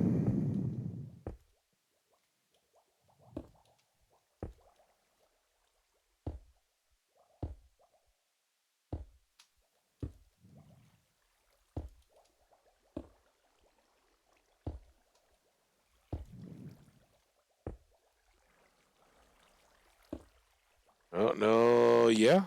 Okay, good. I'm getting a little ahead of myself here. I keep looking up. Always rather work my way back down a half level than... Nope.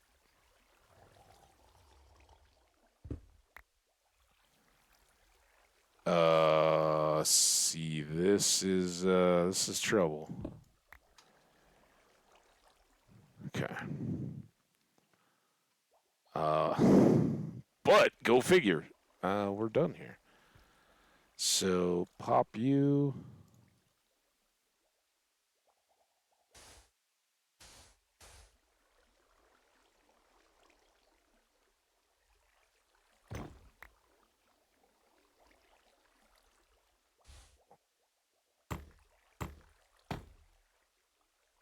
All right.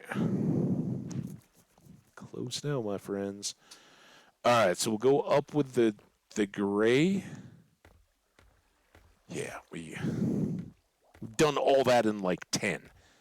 We had a half hour to work with, so we're doing all right. Knock this out. I wish we'd had all this set up when we started, but again, no apologies for the not just following a build. It's why I've been more excited about this one than any others in a long time. I've never built this before. I've never even seen it done, and maybe on the brink of finding out why, from an efficiency standpoint. But it works, and it's not something, as far as I know, that you can just go out and find, and well, I guess until now, find a guide to, right? Or find somebody building this. I was like, dude, this is the water lifting, pushing is a setup used very prolifically in Guardian farms, right? But Guardians are different from Drowned in that Guardians only form in the natural ocean at the heights of natural ocean around Guardian or around the temples. They do not spawn up at this height. If you built this farm expecting Guardians, you'd be horribly disappointed. There's no Guardians up here. Never will be. They are Y capped at sea level, right? 64, 63, whatever it is. So, yeah, they have a different functionality. So, the idea of bubble columning the entire spawn chamber for Drowned and then popping them up and managing where they fall to using the river biome, dude, that's something I'm glad I was able to put together. I hope it continues to work, and I'm hoping that with two sides to the farm, it will get us enough result to have made it worthwhile. But just on looks alone, it's pretty worthwhile. And if this was an AFK world where I was logging in and letting the world run while I wasn't on it or on a server or something, it'd be great then. I don't know anything about spawn chunks. If it would like run if it wasn't loaded as far as mob generation and all that, I don't know. But that would be something to maybe consider. I don't know. I mean, I guess if an iron farm works in spawn chunks, this might. You'd be dependent on river, an appropriate river setting in your spawn. So in that, it would be very RNG heavy to get it to go.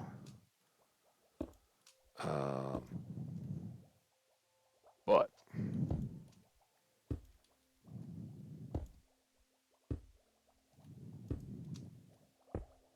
just if you're in a world that's not like this, right? There's two things that keep me from AFKing at a farm or anything else, and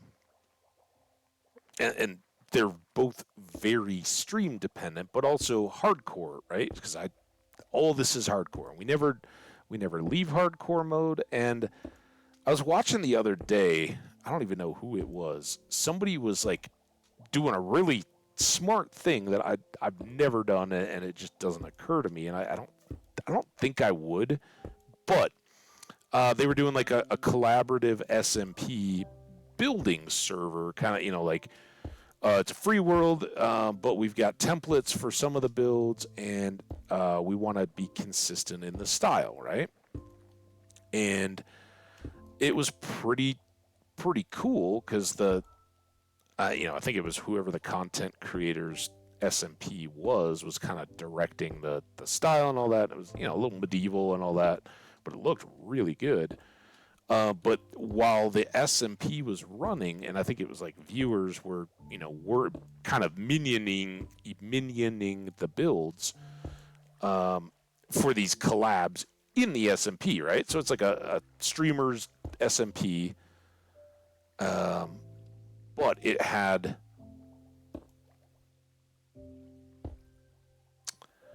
collab builds on it, right?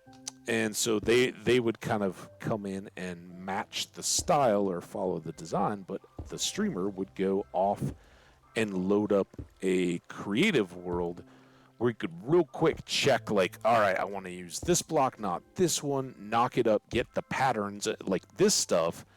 We could have been a lot more aggressive figuring out the pattern if looks good. If I'd gone in and glazed terracotta, now I kind of look at it as, okay, well, I can just do that in my base, or if I'm really on it and smart, I just do that in my base, and it affects the same result. But it doesn't really, because you have the whole block palette. You don't have to go gather the stuff just to test it out, right? Or use your valuable hardcore resources. I think I'm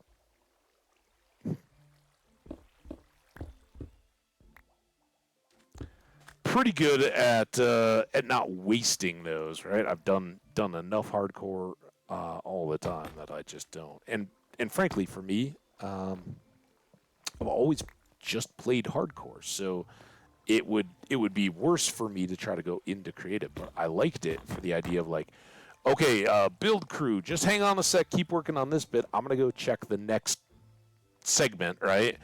And I'll come back to you and give you the instructions, right? That part seemed really cool. So in the end, we'll follow all this around. This needs to be fixed.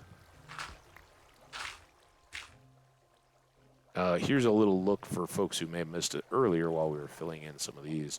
So all this mirrors that, and it's just that same big rectangular room, but it's all flooded, filled with kelp, then set up with soul sand, so that anything that spawns in all those water source blocks immediately shoots upward, and then gets pushed out, and then sinks back down into the chute, which seal this up because right now it's too light. Even at night, I think.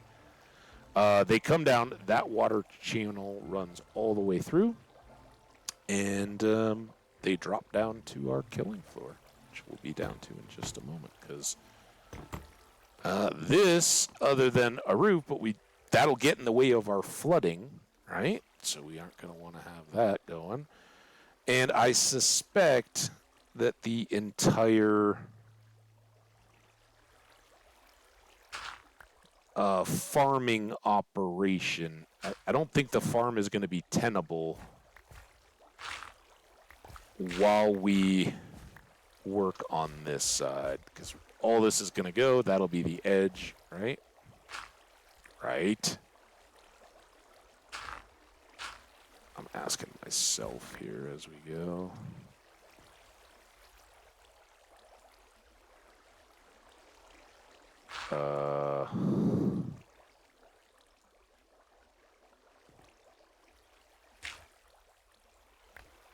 Ooh, oh my gosh. So this is the wall, right? Yeah, the signs are down there. This is all just overhang that we use to darken the farm. Oh, don't have tridents, please, guys. Let's come back in the daytime tomorrow, IRL tomorrow, and we'll finish clearing all that out, right? But this is basically that the wall on the other side of the channel.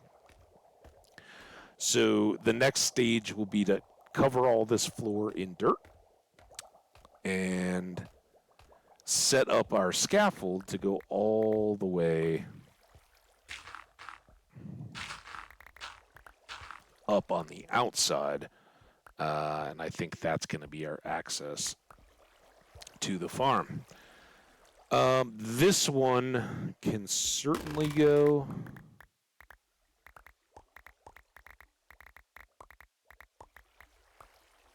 And I suspect that this other one can go as well. We'll check the...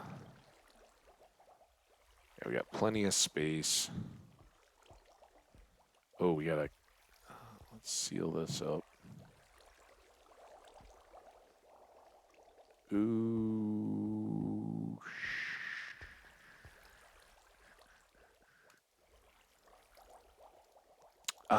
I'm just thinking that I don't know if the water will come down to saturate these bottom blocks. We may have to do a bit of bucket work.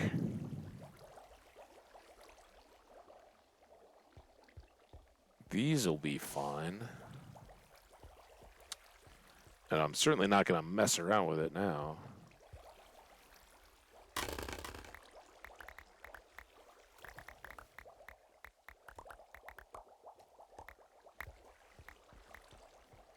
So you can hear all the bubbles, right? Those are the soul sand kicking the water up on the outside.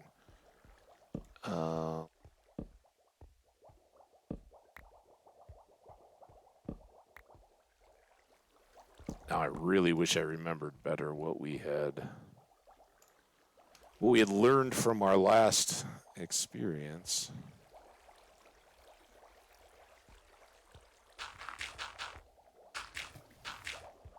But I'm not moving those black concrete powders, right? Because they'll collapse the whole columns above them.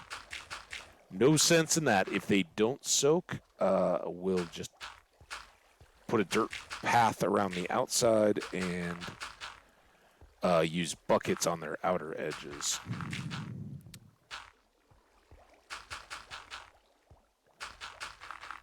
So this will be the layer that we'll plant the kelp on to make these water sources, and then ultimately can either be covered with or replaced by soul sand. All right.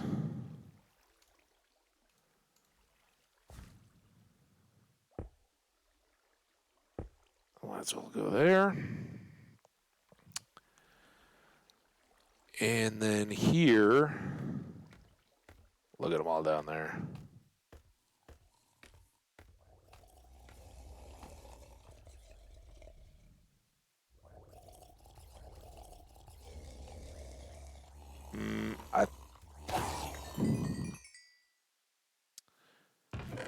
I think I'm learning something here late. That's not what I wanted to do. That can be. Something I probably should have realized a lot earlier.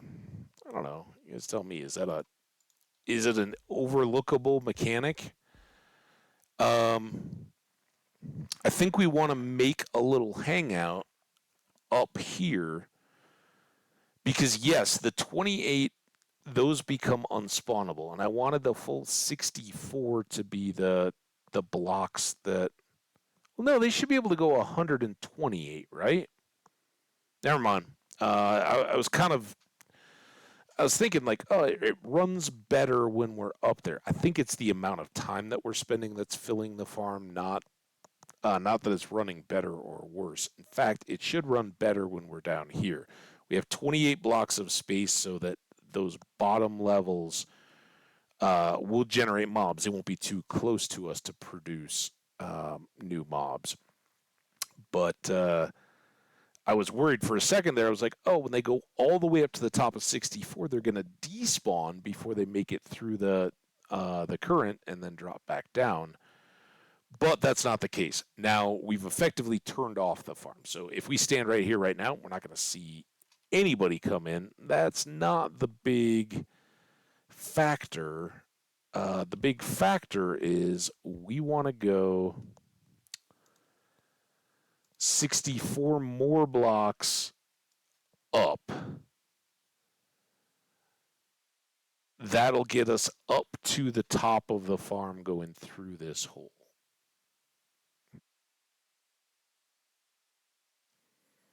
All right. And we can even just give it a couple more so it'll stick up at the top. Supplies. Throw some of those in. I thought I had a few odds and ends. Ultimately, we'll kind of fill back in from here, but I do like to have that full stack. I don't think we're going to need any dirt. Tomorrow, it's going to be back to the buckets and the kelp. To start, we do have soul sand, plenty of that. We do have all of our buckets. But until we get up to the roof, I think we're good. And then we'll have some finishing work to do up there, but that can all be good. All right, let's go fly around and look at it.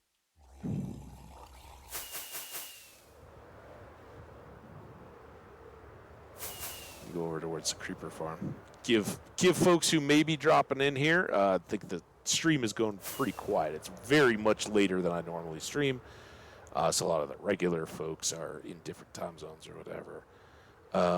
Here's our creeper farm. Similar deal. This is just the classic dark room creeper spawner, up in the air. Obviously, I haven't cleared a perimeter, and then this is our drowned farm. A little bit off there. That ring will go all the way around at the top. The dirt obviously will come out of the way.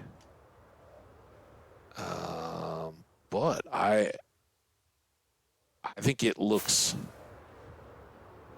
it's pretty good from the outside. You guys got to let me know what you think. And again, this outer area will darken up tomorrow when we wet everything in. So it should match everything there. I'm scanning it. I don't see any obvious breaks in the pattern. I hope that holds true. Gray freaked me out for some reason. I was like, there's no pattern at all. And I think, in hindsight, if there's anything that's going to ultimately bother me, it's that we didn't know anything about the black. So the orientation of the bottoms is just kind of haphazard. I did reset those to have a pattern. But it wasn't the circles, so I think I'm not going to go back and fix it now, but that's the character, right? You learn from these things. But if I was to go back or do something similar in the future, I will try to be more aware of how those are going to shape up and kind of have an idea for the pattern before, because there's the different colors, they won't all be like circles and patterns like that. They'll be kind of all over the place. Anyway, we've got a wet project to work on. Look at that. I don't know why. Maybe just nighttime. It was dark enough. Let's check again. Oh, I can actually take some of this back. I'm not too worried about the copper or the Nautilus shells, but I'm not too worried about any of it. Let's do all of that. We'll take that back. We've got soul sand. We've got plenty of kelp. The dirt's already placed. What else are we gonna need? I've got the one magma block to make one of them a down current. Oh, and the glowstones help too. Keep it lit up as it gets dark and deep. I think we'll be good. Let's grab the. I was wondering. Let's not grab them. Let's leave all of that stuff here.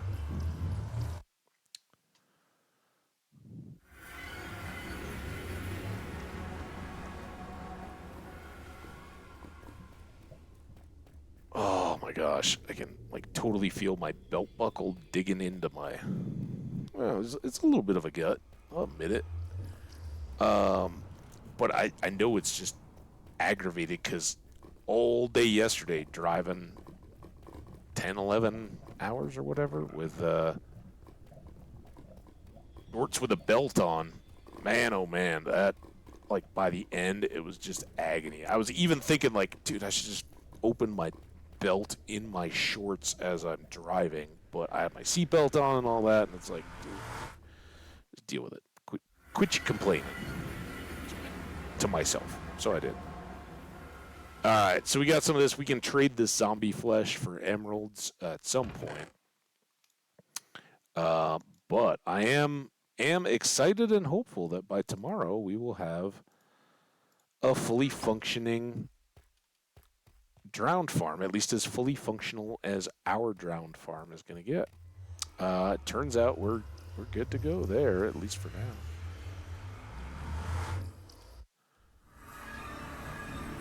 And I talked about scaling back the Netherwort farm. I probably will at some point, but I'm going to leave it for now and stockpile a ton of that. Like, seriously, if I make a Netherwort part of our storage, I'll fill the 3 double chests in that section completely while I've got it all set up and running here, especially when there's no real pressure or need to work on it. All right. I know we're going a little long, but it's okay. This is all prepping us for tomorrow's stream.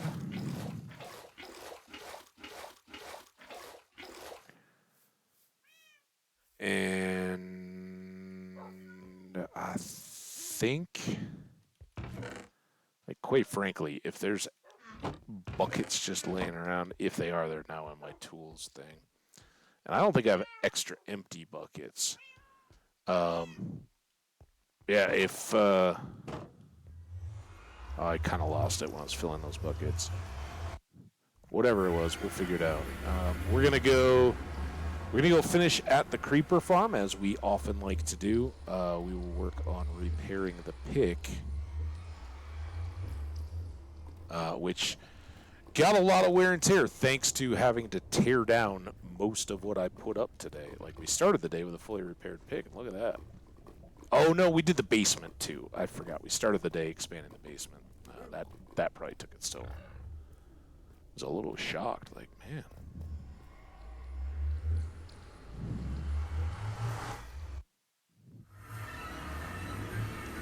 All right, so here we go. Creepers will fall and gather for us as we kick things off and wrap things up today. But I want to thank and appreciate all you guys that came and hung out at a weird time. Skash and Vlexgodzi, Skash Kitsune and Vlexgodzi. Appreciate you guys. Awesome to have you while I was just expanding a basement. And Kenny K coming in for the some of the end of the build at the end here late. It was great to see you, Kenny K. Glad to have you around. Hope you're doing great. I will keep an eye out because something, when you came in, something made me think I think I saw you live not too long ago. I didn't get into it, but it was back before vacation. And sometimes you see a handful of folks. So we'll keep an eye out for that, though. I want to check that out. And wish you all the best in Minecraft. 2, all of you VOD viewers, anybody who's hung out in YouTube or has been watching this for some more of the farm build stuff, hey, I hope you enjoyed. If you haven't already, go ahead and hit that like button. I really appreciate that. Say hi in the comments so I know who you are. And if you haven't, subscribe so you'll know when the next one's coming. Spoiler alert, it'll probably be tomorrow sometime. Although this one might be tomorrow by the time it uploads and processes. We'll see. Anyway, I got to go get some sleep. Early start tomorrow. We're looking somewhere in the 7 a.m.-ish time. So I can get my car returned on time and be able to hang out with some human friends that I haven't seen in a few weeks now. So looking forward to all that stuff, but I can't wait to see you guys. Take care. Stay awesome. We will see you for the next one. And remember, keep your noses clean. How about that, huh? Like in a literal, like get a tissue, man. That's gross. All right. I'm out of here. Bye, guys. You rock. Next time. See ya.